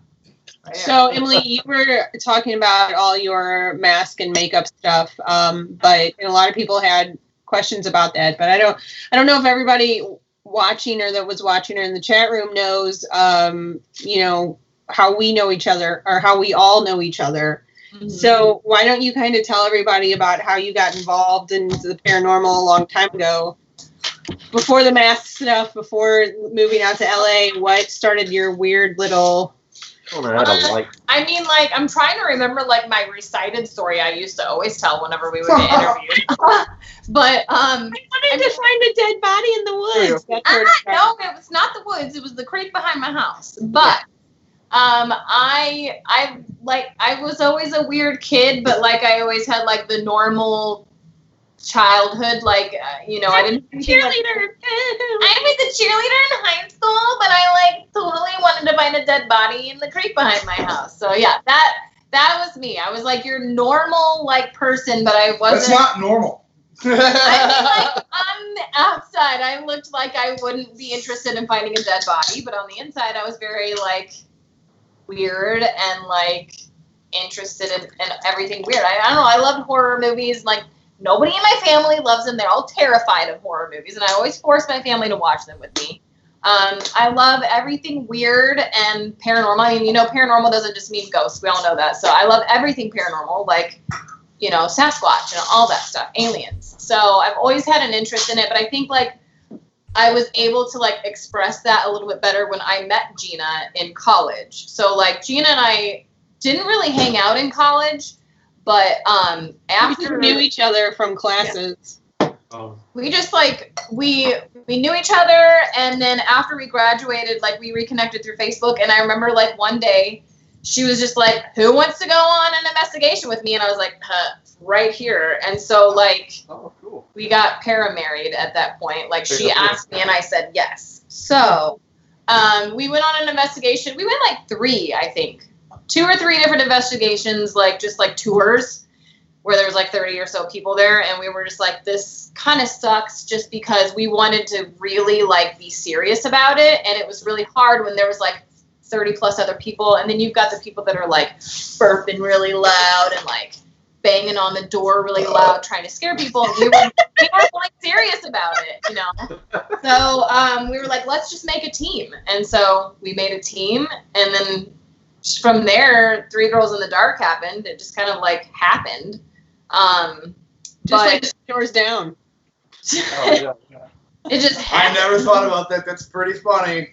So, but like with the paranormal part though, like I used to go urbexing a lot, like in the Midwest, and you guys know because you live in the Midwest, there are abandoned houses everywhere, and so I used to just like go to them, and I would just like throw an EVP recorder out and listen, even though I would like go and like just kind of explore the house itself because I just love abandoned houses. I think it's beautiful. I would still play around with an EVP recorder. And the very first time that I ever actually took a recording at an abandoned house, I got like a Class A EVP, and it's up on our YouTube somewhere.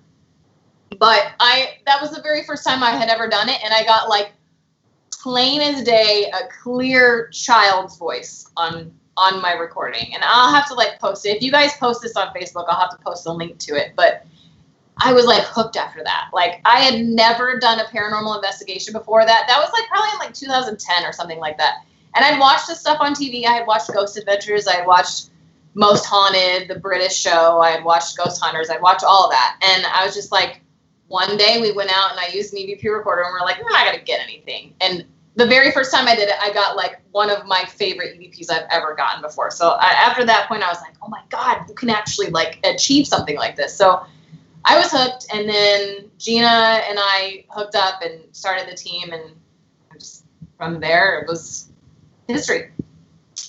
You know what I think is funny is kind of like, because we've been doing this for a while now. I mean, I've been doing it for a really, really long time. How long have I been doing this now, Emily? You always kept track of the years. So we started the team in 2012, but you had already been doing it for like, what, almost 10 years prior to that? Yeah. So like 15 or something like that? I think I'm at 20 years now. If I'm 35 and I started when I was 15. Yeah. Wait, that's not 25. That's 20. Wait, how old are you? How's your math? Brennan, tell me how many years that is. But anyway, what's funny is that to like watch at this point, because I'm older now, right? Not that I'm old, but I'm older. Oh, and to watch like the young guns are coming up, and like they're getting older, so they're not like newbies anymore. And I don't want to like call anybody out because I like a lot of them, but there's one specific girl from California that we always used to talk to who's like, yeah, think about it. Oh, I know. Okay, yeah. Baby, and like I don't want to embarrass her or anything, but like, have you seen her lately? Like, she was just a baby when she got started, and now she's like a full-grown like woman. It's crazy. I actually paid attention. I'll have to look her up whenever we're done. Like, what? Getting old. Well, Chris, like, didn't you used to like? There's the very first picture on the website of the Tennessee Wraith Chasers. I kind of had this like vampire look, you know, when I was like 21. Like, I thought you looked like a pirate. Hair. Yeah, remember you made a blanket out of it? Yes, I remember the blanket, and it looks like we're all a bunch of Chippendale dancers because I had just also discovered how to airbrush in Photoshop. Oh. So everybody was very smooth, and Brandon looked like kind of like a Chippendale's Jack Sparrow. That's hilarious.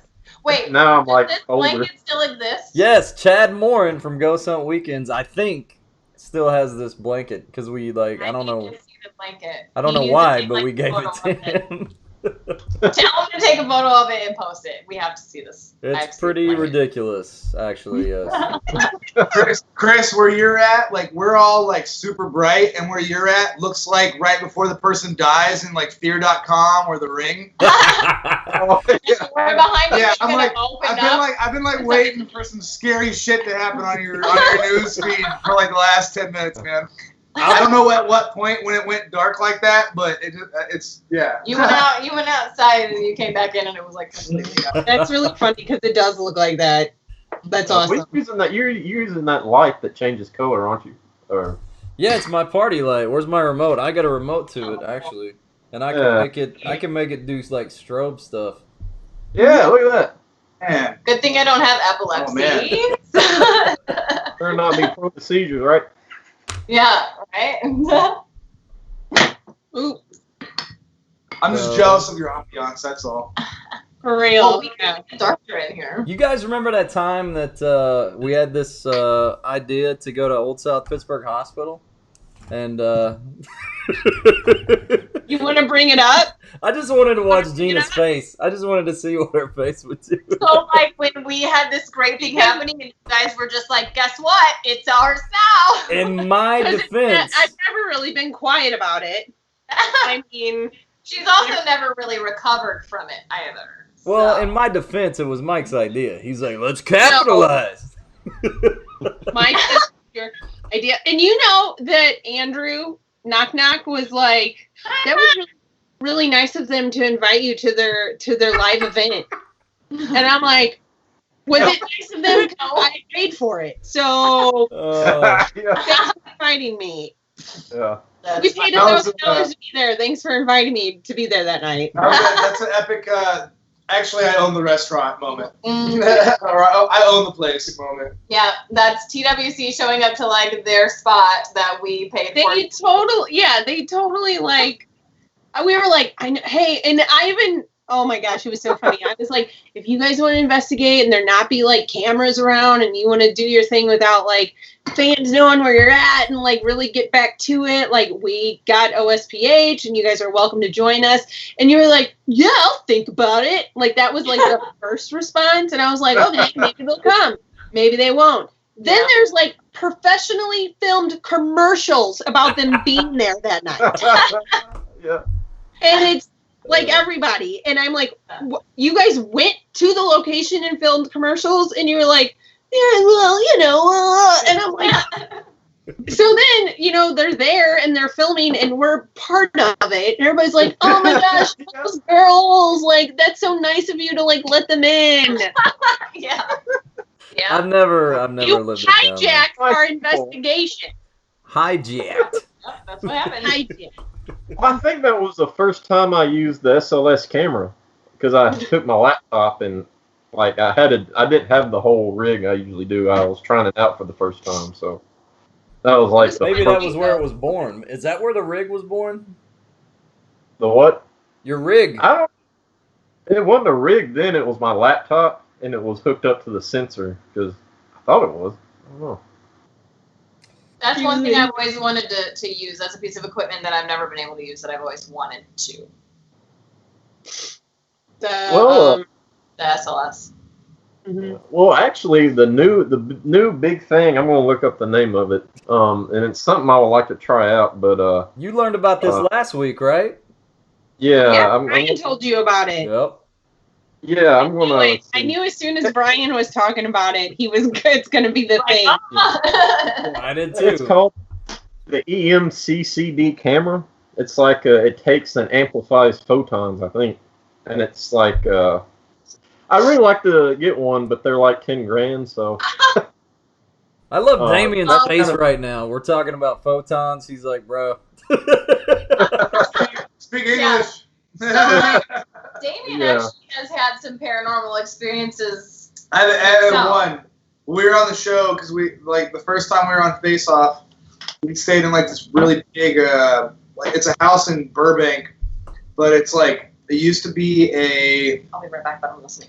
It used to it's like a super old house and like everything around it used to be like wine fields and stuff like that. So it's like the house is like at least 100 years old, and but it's huge. It's like a mansion, and like I was always the last one to go to sleep because I like stay up super late smoking cigarettes, and like I got up and like left, and whenever I come in because I'm always the last one to sleep, and like I'm used to having to like sneak around and not wake people up because of late smoking. Like I always close doors like super quietly, you know, and like turn lights off super quiet. So I know that I shut the door when I came in the bedroom, and I laid down in the bed and I put my headphones in, and I'm sitting there. I might even have had one headphone in, but everyone else in the room, like we like it's like bunk bed style, like there's maybe like at least 6 of us in the room, and I'm laying down there and I'm like just looking up into black, and then like there's a balcony like through another door on the other side of the room that has a door that opens to the outside. There's a balcony, and then there's a door on the other side of that balcony that goes into like the girls' bedroom, right? So like I'm laying down, and I know that all these doors were shut because I checked them when I came inside. And I'm laying down for like 10 minutes, and it just like slammed. Like if I were to like slam it in like as if I was pissed off, like the door just slams shut enough for me to like jump up and like look around and just like not move for a minute, and like just ended up like got up, looked around, wrote it off, and like kind of went back to bed. But like that's probably like the weirdest thing that I've ever had happen, or closest thing to like a paranormal thing I've ever had happen. That's a pretty cool experience. That is a cool experience, and it's also kind of weird that you just kind of wrote it off and went back to bed like most people. Well, I was just like, I was like, there's not like I know that I shut the doors, and I can see that there's nothing in here, and for some reason like nobody else woke up, like nobody else was awake from it, and it was like it was loud because I was still awake, and it made me sit up, so like I don't know, unexplainable. And like everyone else, I think that there's some other people that like talked about weird stuff happening, but like just like subtly weird, where it's like we're not gonna like investigate it, but it's like we kind of just like went with the assumption that the place was haunted because it was so old and like had been there for so long. Oh, moonlighting. No. Are you guys trying? Now it looks like the power's out here. That's not scary. we got scary? We got like a generator running in the background or something. Spooky, but I guess We not. were in the basement during a tornado. Is that weird? Is that lighting? I can't see Kinda because right. our screen is like this big. We don't need to so see us. No, I know, but I need to make sure that like it's not like hard for them to see us. Chris had a question. I lost it though. Oh. I'm so good at DJing tonight. You're way better than I am because I never get anything Chris, there's right. something Every about week there's a problem. the first show you did. Oh wait, the competition show that you were on? Yes, it was about the competition show. I remember we watched it, or I watched it. We watched it A long time ago. Yeah. That show I can't was. find it. Sorry, I apologize to that person because I can't find it. See if they can ask it again if they're still watching. How long did it take to film that? Well, I was only on 2. I was actually an alternate. Like, this was one of those where you send in your audition tape, and then they decide who they want on their show. And I never heard back. And then, Did you win? What's that? Didn't you win? Well, they invited me back for season 2. So kind of, but what it was is like they were like, "Hey, it's episode 4, and we need an alternate." And I think they kind of wanted to throw me in there as like a Hail Mary to like make all the other contestants like afraid or like scared, like what are they doing? But I ended up being like kind of the real deal, if you know what I'm saying. And I don't think they were expecting that. I think they were just expecting me to be like a redneck from Tennessee that would just be kind of like comedic or whatever. Because I did my audition tape in my grandfather's barn. And like I think I was wearing like a Margaritaville t-shirt or something when I did it. Yeah, dude. And like I guess that drunk? just You better be drunk when you did it. No comment. I think that just convinced them that hey, this guy will be good on the show. And then it ended up, they kept me for the 6th episode, and then invited me back for season 2, and then they sent me like a 47-page contract about season 2, how they were gonna like take over my life for like the next 5 years. And I was like, I'm not signing this, so I didn't do that. And then we ended up doing Ghostland, Tennessee, and Ghost Asylum, and so it was a good decision, I think. Well, I mean, our grandfather's barn is really closely tied to both of us. That's actually, it was on my 21st birthday, was my very first paranormal investigation. Yep. Oh, nice. That's a cool birthday gift, though. Yeah, it was where I saw my first ghost, and where Brandon had his first investigation, so it was cool. Your first ghost that you saw, though, explain that, because I don't know that story. You've never heard that story? I don't think so.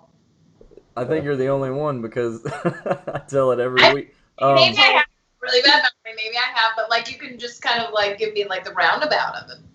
Well, up until that point, I didn't think anything about ghosts. If anybody told me a ghost story or told me they saw a ghost, I would have laughed at them. But it was about dusk. I was upstairs in the loft at a grandfather's barn.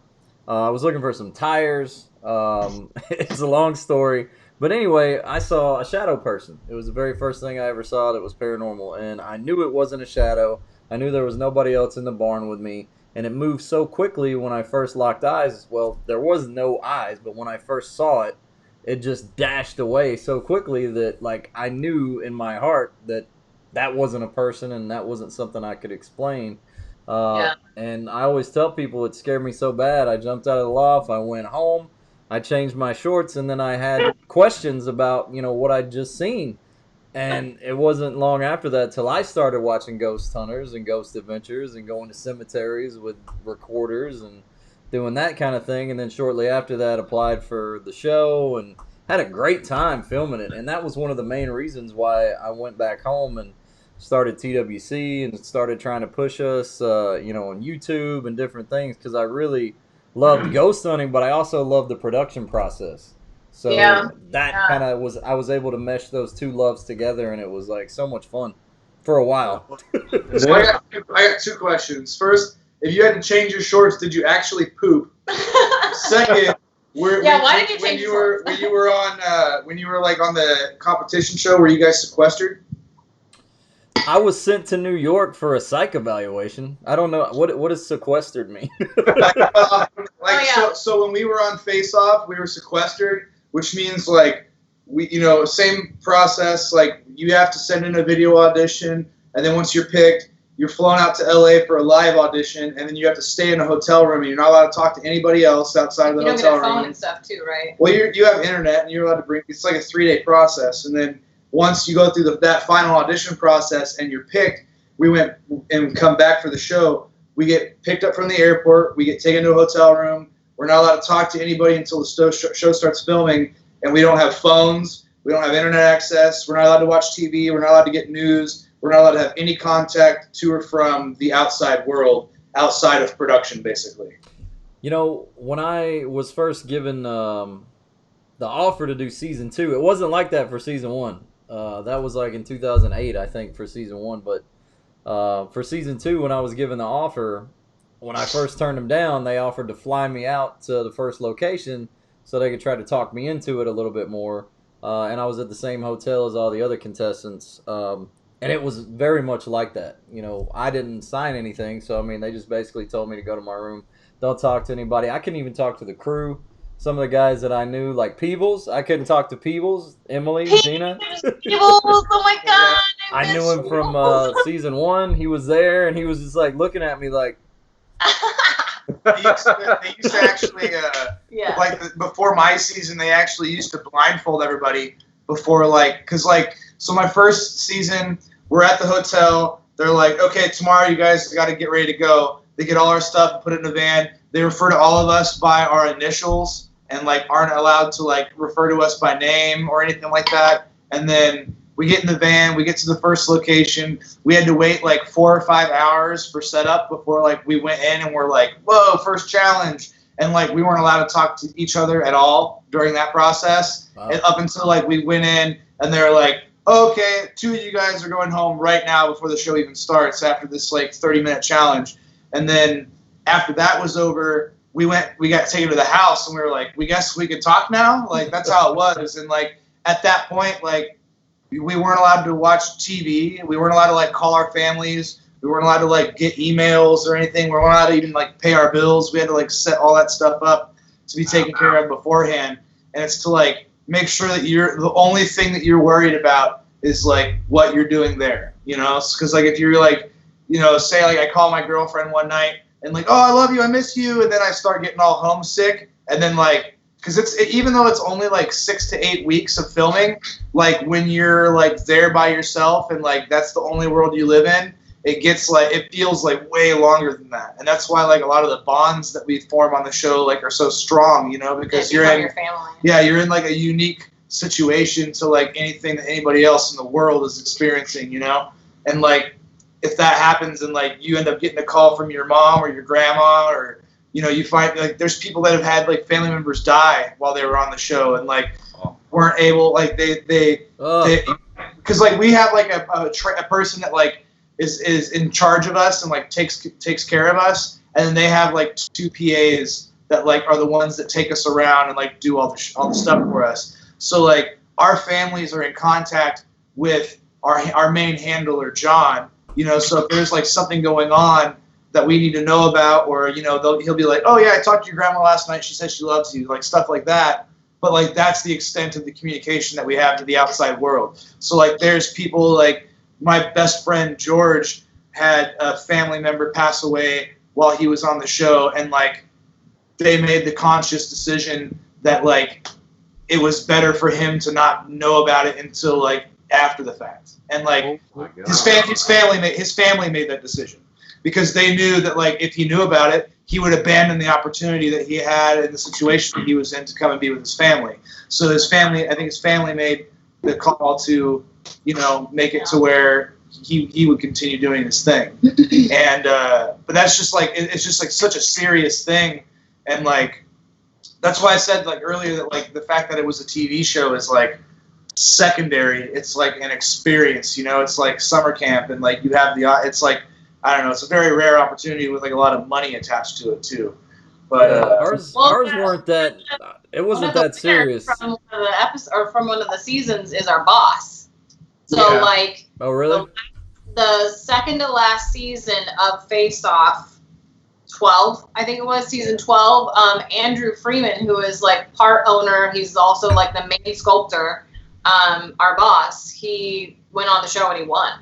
So yeah, and like, but yeah, and like he had a wife. He has a wife and kid and 3 kids. You know, that he wasn't able to talk to at all the entire, you know, almost 2 months time that he was there. So that's why I was just curious if you guys. No, man, like if it were like the only way that I can compare, the only thing I can compare it to is like our show was like the state police and you guys were like the CIA because it wasn't that bad at all. I mean, it's like on a level, but not the same. Yeah, I mean, no, it wasn't that serious at all, man. Like I know, like if like when you were saying that, and then you said it was the family's decision. Yeah, you know, that's cool. I mean, that's more, you know, if it would have been like the production or the network's decision, I would be so mad. Like, oh, there's no way. Well, yeah, I think that, you know, he was eventually made aware of what was going on. Like, you know, it was all taken care of well.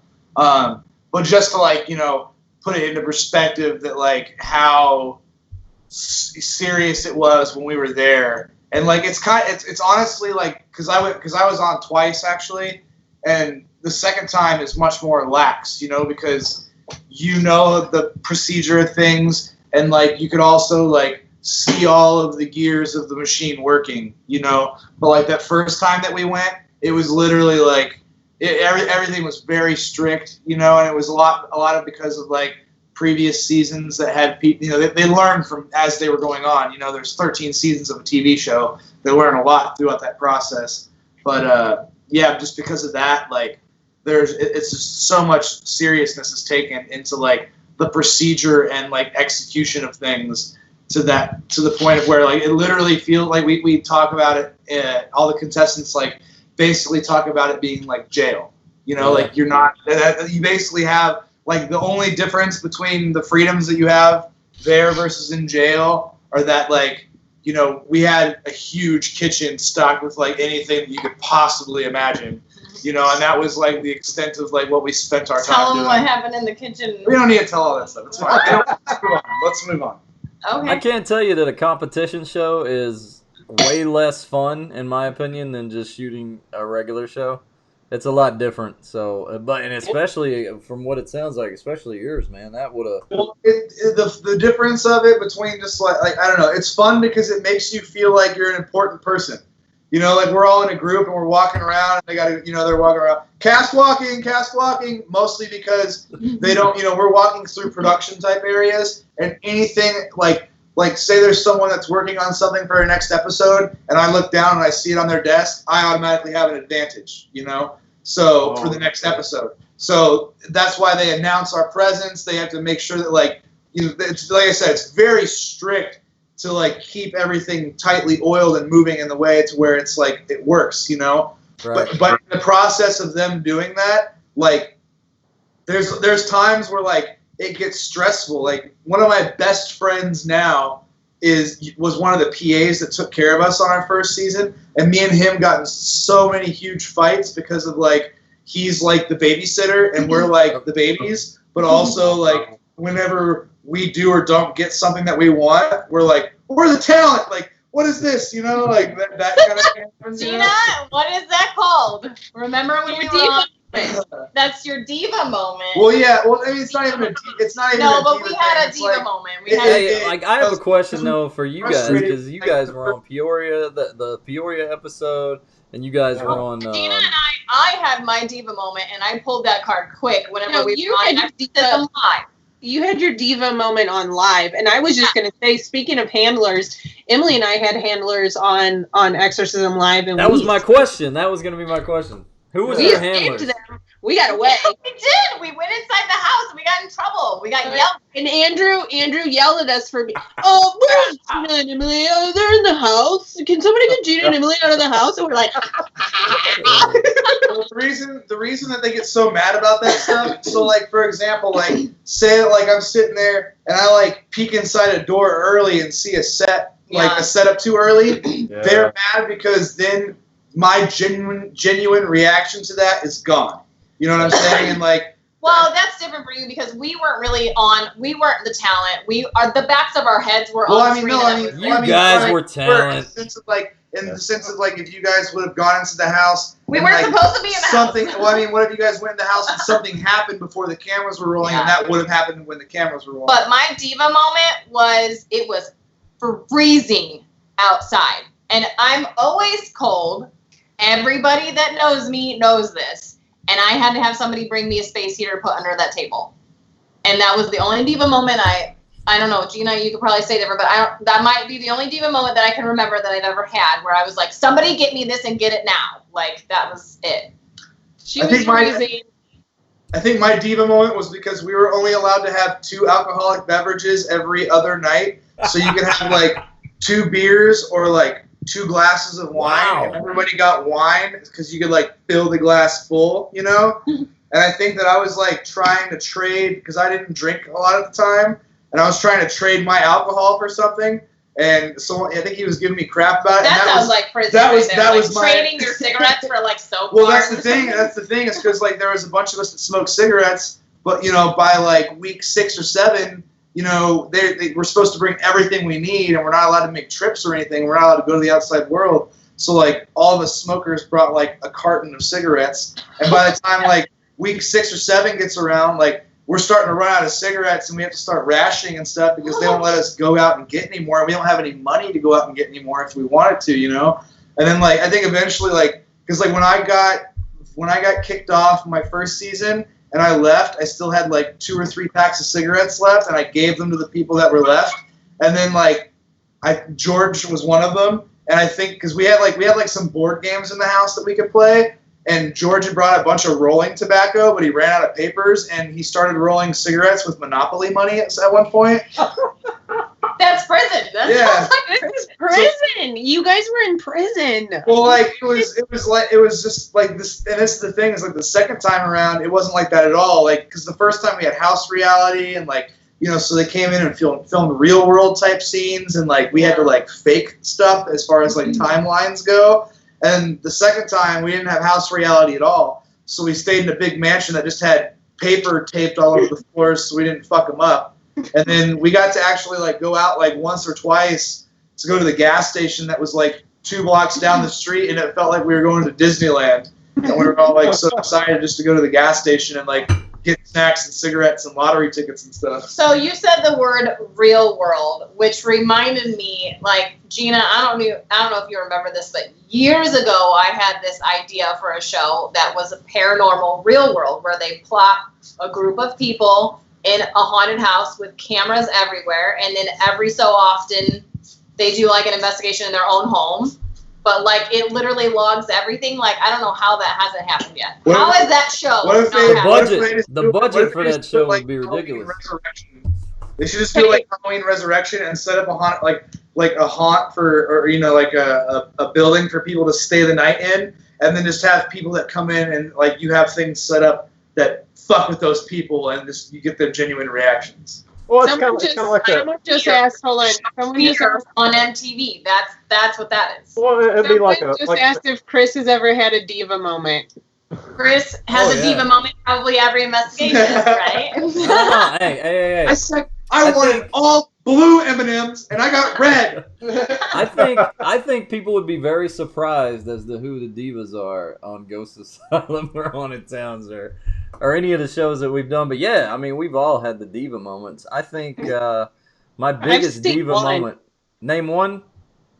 I would say my biggest diva moment was when we were in Salem, Massachusetts, and the showrunner told me that we were going to be shooting an interview in a cemetery, and it was snowing that day, and it was probably like a foot of snow at least on the ground, and they were like, yeah, we want to shoot it in the cemetery, and it was also kind of sleeting and raining. It was a very nasty day, and so I asked him, I'm like, is it bad out there? Should I bring like galoshes? I mean, umbrella, jacket, what should I do? And he's like, no, it's not that bad.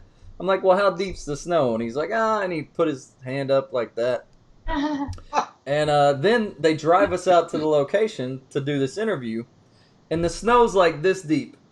And I'm wearing tennis shoes that day, and like a tight t-shirt, like I usually did on Ghost Asylum or Haunted Towns, and like hardly anything else. And he's like, here we go. And I just looked at the guy, and oh my God, I was so mad. And like, so I'm walking like what seemed like a mile through the snow in the cemetery to meet up with this guy so Doogie and I can interview him. And I'm looking at the guy, I'm soaking wet up to my shins with snow, and it's smacking me in the face, and I'm getting wet, and I don't have anything on. Like, it's just, and I'm looking at the guy I'm interviewing, and he's like, snow's running down his face. And like, I was like this close to like just completely melting down. And after that moment, after the interview was over, that they never used, actually, I remember reaming the showrunner about this. I was so mad about it. But then afterwards, I had that moment where I'm like, I'm making a television show and I'm bitching about doing an interview in the snow. So it's like, that was kind of like a point where I'm like, okay, I'm getting a little bit too ahead of myself. I think that I remember you having a diva moment at Exorcism Live, though, too. That wasn't a diva moment. That was completely validated right there. I don't remember what the moment was. I just remember being like, oh. And I think that's what even brought up the subject of a diva moment. And then I was like, wait, I can have one. I get one, too. So, but I don't remember what it was. No. This lady was being a straight up B to everybody. She was being a B to us, to all the crew, to everybody. She was like yelling at everybody and cursing and all this stuff, and I was just like, look, lady, and I think I kind of lost it a little bit on her, but she deserved it. That wasn't a diva moment. Okay, but if you don't, what set you off though is she told you to come in the front door and then the side door, and then go to the front door and the side door. And then you had to go back. And no, Chris needs to be at the side door. And you were like, what door do I go in? And it's like, this bitch, blah! And then we were all like, whoa!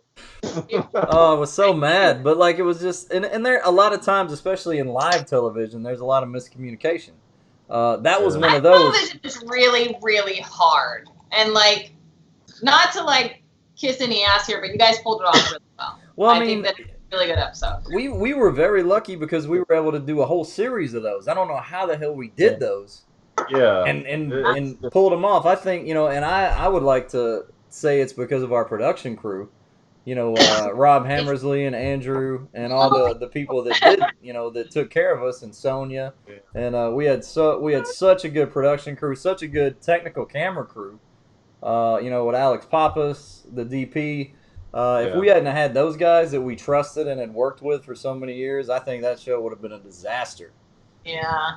But it also matters the people on camera too, though. Like, to be handling it and to be carrying the show the way that needs to go, that matters as well. What makes live TV so hard is that, like, you're trying to investigate and you have, someone in your ear saying you're live now. And so you got 2 minutes off, and it's like you're trying to focus and listen in your ear on the microphone at the same time. Yeah, that's very difficult. Yeah, for sure. Chris, when you're talking about like what didn't even get used, that's like how TV works. Everything that you want them to see is never going to get seen, and everything you don't want them to see is what they're going to use. Exactly. Sibley Mill. At Sibley Mill, I reacted to one of the greatest visual personal experiences I've ever had, and it never made the show. My reaction was so genuine. I was like, "Whoa!" It's like, that's amazing, But and they never used it. Didn't fit the story, bro. Yeah. So, but that's the way it goes. Yeah. Yeah. But no, going back, I want to talk about this more. Going back to the Exorcism Live lady, she deserved every second of that bitching out because she was being such a pain to everybody. She was being so disrespectful to you guys, to us, to the crew. She was being like, she deserved it. Like, if it was somebody and they were being nice about it and they didn't know what was going on and they were like just trying to relay that, but she was like barking orders and being just. I vaguely remember somebody, like a very, very rude woman. I do vaguely remember that. Like I said, like I have such a horrible memory. Like I have a spotty memory. I remember you getting real upset about something, and then when Gina like talked about what it was, like it all came back, and I completely remembered all of it now. But yeah, no, I remember that lady. Wasn't she British? Gina, was she British? I don't remember. I don't know. I just remember her being blonde and her having her headset and yelling. I think. But also, British. Like Exorcism Live is where we met. Well, where Gina and I met the same booth. Like we met. Brittany, we met Coffee, like we met a lot of people there, and that was just like a really cool event for us. And there was definitely some relationships that like really came out of some like amazing relationships like came out of that. I think that was event alone. I think we went somewhere. I can't remember where we went while we were filming this. I think that's where Christopher Booth came in the bathroom, and I was using the urinal, and he went to the urinal beside me. And started having like a 5-minute long conversation with me.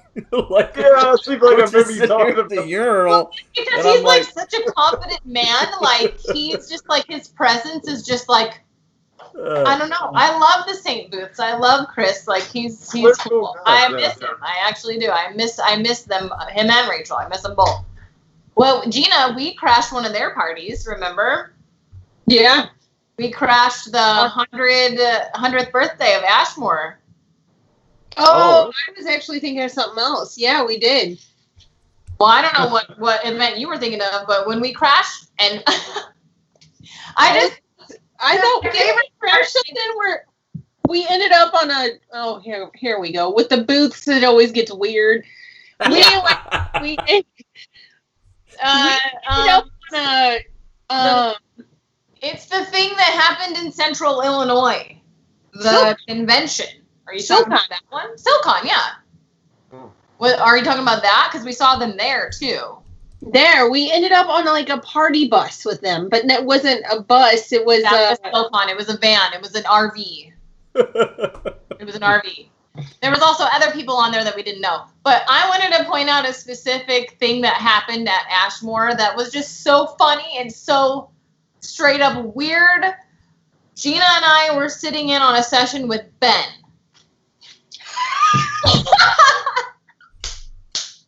She's laughing.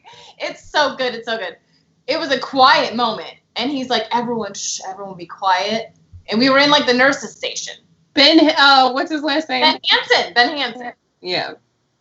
So it's just a quiet moment. Everyone's being quiet. We're all just like sitting there, and we're breathing, and we're listening. And Gina, we hear like a snap noise, like a loud snap noise. And Ben goes, "Was that your knees?" And it was Gina's knee snapping, and somehow this man knew it was her knee.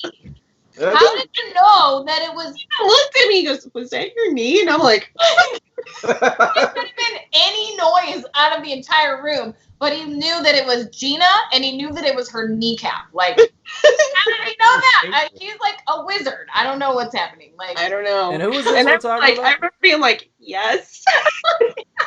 She was like, yeah. And I remember being like, what the? Like, tag that though. Like, I'm supposed to go kneecap. Like, for the... right. Like, kneecap noise. Tag that. Tag it. And who are you guys talking about? Ben Hansen. What was his? Okay, so he used to be on the show. Fact or faked. Yeah, fact Oh, or yeah, faked. yeah. Right. Gotcha. He's like a former FBI agent or something like that.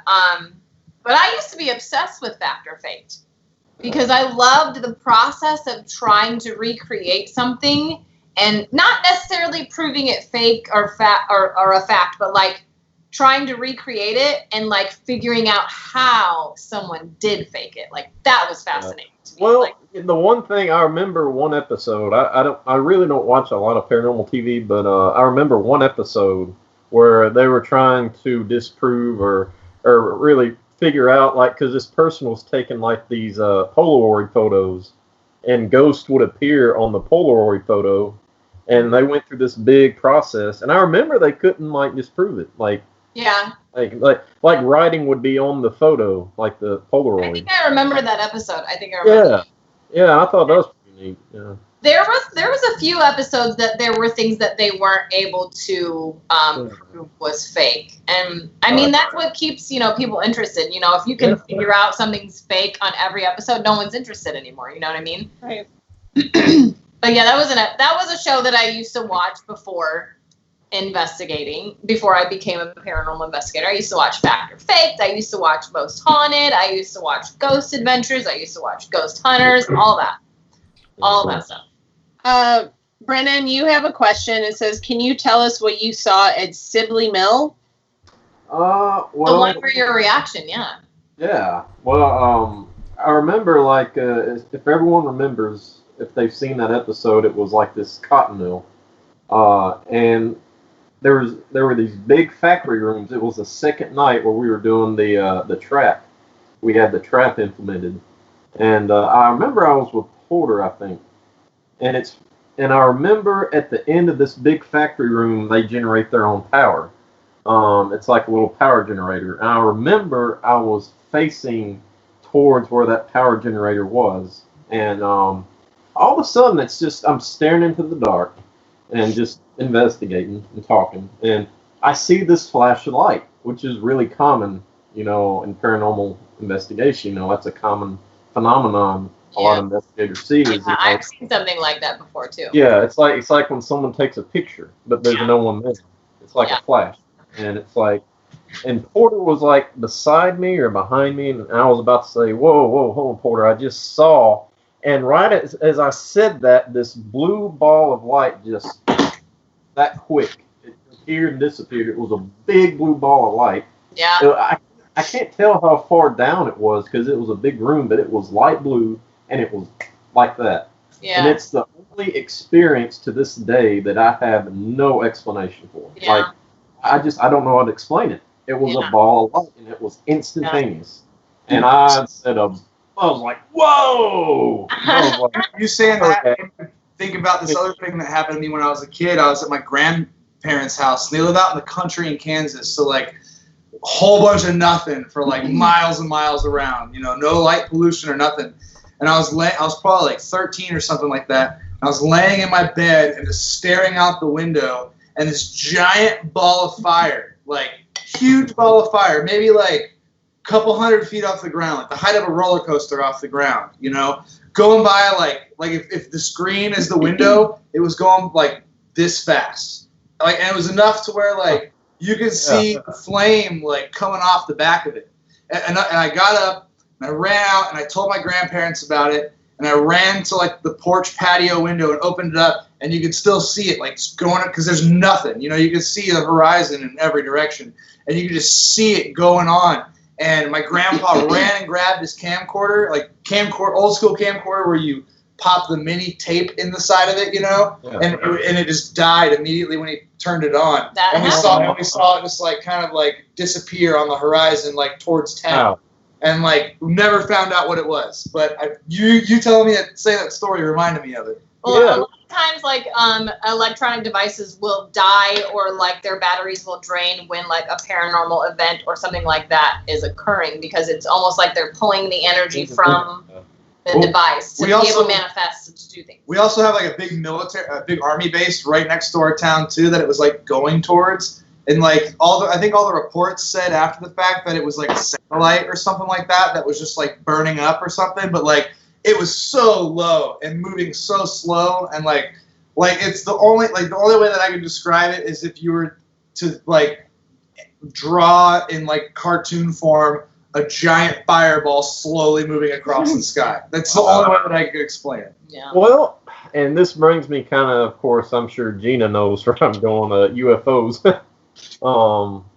I mean, that's kind of been a recent interest of mine. Actually, I've been more interested in aliens and UFOs than ghosts, you know. Yeah. So it's like, and I know Gina's very interested in aliens. So, like, I'd like to have conversations with you. And then I have a really good friend back home in St. Louis. His name is Adam Michael Johnson, and he's like I've gotten like into 2-hour-long conversations with Adam and his girlfriend Vanessa about aliens and things like this. So it's like I love to just sit down and talk about that kind of thing. Yeah. And I want to talk about how Gina brought this up earlier today. The video that the Pentagon has confirmed. Yes, I just saw that. Like I saw that the other day. They just released it. So like the video was released a couple years ago because I actually saw it. I saw it when they released it a couple years ago. I think they said it was like 2017. But like the Pentagon just now like confirmed it. Yeah. So like the video's been out, but like they're now confirming it, and then like everybody's like, why does nobody care about it? Well, because they're confirming that the video is a real video. They're not confirming or denying what it is. Well, I think like, have you guys seen the other video of where there's like a similar type of light, and there's like a fighter jet that's like following after it, and it's like gaining on it, and then it just loses it out of nowhere. Yeah. Well, what's funny about that is it was just the other day. I was just hanging out in my room, and I just randomly wanted to look up something about aliens. It just came to my mind. I looked it up, and it's like, no, what I did, I typed in Pentagon. I didn't type in anything about aliens. I just said I typed in Pentagon. Pentagon news. And what came up was the news that they just released that 2 hours ago. Well, that's weird. Minutes ago. It's like, it just occurred to me, that coincidence just astounded me. I was like, I didn't even type anything in about UFOs, and it just came up. But your mind was curious about aliens, though, correct? Yes. You typed in Pentagon and not alien. Yeah, I didn't even type in anything about UFO or aliens, but it was curious. I'm like, I wonder how big a thing that is. Mm-hmm. And the coincidence of the news just being released like an hour or 20 minutes right after, right before I looked that up. It's like it might not be a coincidence. I don't know. It was weird. I am the person that believes in coincidences, though. Like, I'm like, no, that's a coincidence. So since we're talking about the government and stuff with the Pentagon and stuff, I have our owner of our haunted house back home in Kansas. He's a very reputable guy, pretty educated guy. Told me about this experience that he had, like, I don't know, right now it'd probably be about a month ago. But his usual routine is, he's got like a man cave in his garage where he watches YouTube videos and stuff. He'll get home, he'll stay out there, going down the YouTube hole until like 11 or something like that, until he starts passing out, and he'll come inside and he'll like watch TV until like 2 or so, until he starts falling asleep and then gets up and goes to bed. So like a month ago, he was in his house like falling asleep and like woke up to the sound of a drone.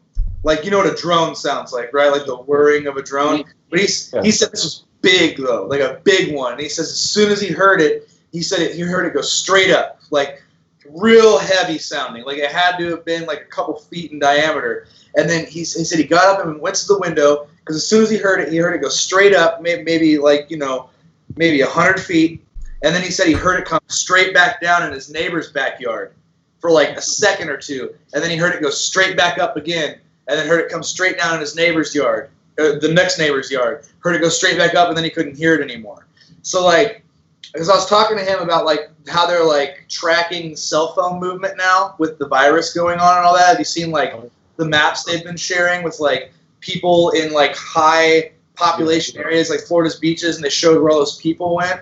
And we were just talking about like conspiracies of like what that could have been. Like if it's like, because if you look up night drone, there's a whole lot of people out there that have been experiencing and like hearing the same kind of things going on in their backyards. So it's just like, is this like a human being type thing? Is this an extraterrestrial type thing? Is it like the government coming down and like connecting to your Wi-Fi or your Bluetooth or something and going back up? Like I don't know. It's just like the conversation made me think about that, and yeah, especially with like the virus going around and stuff, and like them wanting to do like extreme contact tracing and like not knowing what the government's capabilities are. Like it wouldn't surprise me that that's like something that they would do. My thing is, my first thought about UFOs is government. I'm not going to say it's an alien. I'm going to first say, I'm going to be more likely to say it's the government. Because, I mean, I'm more skeptical, you know. Yeah. I'm not totally disbelieving now. I mean, I'm just skeptical, is all. Have you seen those videos of the drone? Like, I'm sure you guys have all seen, like, how drones have been advancing. And their formations. Have you seen like the videos where like they can make drones with lights on them form like crazy configurations, and they're like digitally like mapped out with controllers to like do these. Almost like that nanotechnology. Yeah. That could change. You know. Yeah. Yeah. It's funny because like a lot of like we had talked about TikTok earlier. I'm on TikTok a lot right now, and like scrolling through some of the videos, there's so many videos of people that are like claiming that they're seeing like alien or UFO activity, and then I'll go online and it's literally, I find that exact video and it is drones. So it's like, that's why like when you say that you instantly think like the government, like I instantly think stuff like that too. So it's really hard to like separate the two. Well, you know, I had a question for you guys. It's related to what you guys do. There's a theory that there's a certain like race of aliens that, you know, they vacation in Vegas. I don't know if you're familiar with them. No. What? No. Yeah, but the thing is, they wear masks to hide their faces. Your masks. Yeah, so they like maybe some of them are our customers. Yeah, that's we did a custom order for a guy and like an older gentleman and his two sons, and they're professional card counters. Yeah. And they're not. I think that they're not allowed to be in a lot of casinos now, and they wear our masks so they can go into these casinos and count cards. Wow. Because they're like blacklisted or whatever. Yeah, that is awesome. That's smart.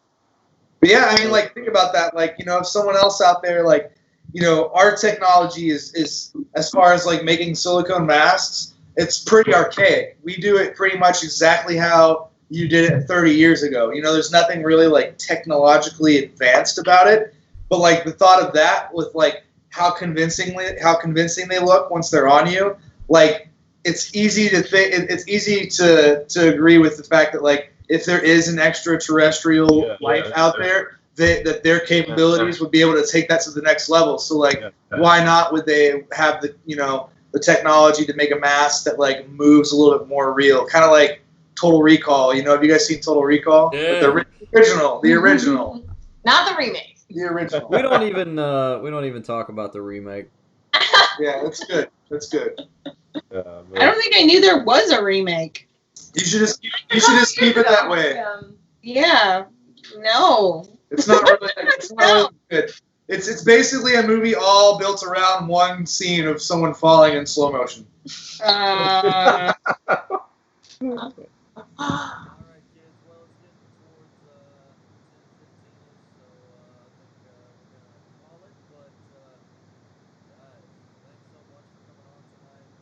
Thanks for having us. I had so much fun. I want to come on again. You know, I was thinking it wouldn't be a bad idea to have what's his name on here for about UFOs. That you brought him up, Emily. Well, what is he? Our uncle now? He's uncle. He's the 3GD uncle, aunt and uncle, Nessa and Adam. So maybe we could have some of the 3GD family on. Yeah. Oh, he is they are both like, I'm telling you, like if you get them started, you can just sit and listen for hours then talk about it. So like they'd be really good guests to have, honestly. And we know him because he used to be the camera guy for Booths. Oh, that's really? Right. I forgot about that. Him and Chris are pretty close. Christopher St. Booth. Adam and Chris are really good friends. So yeah, like he's been in the industry. So yeah, I mean, if you guys are interested, I can reach out to him for you. It'd be interesting to have those two on together. Yeah, for sure. Yeah.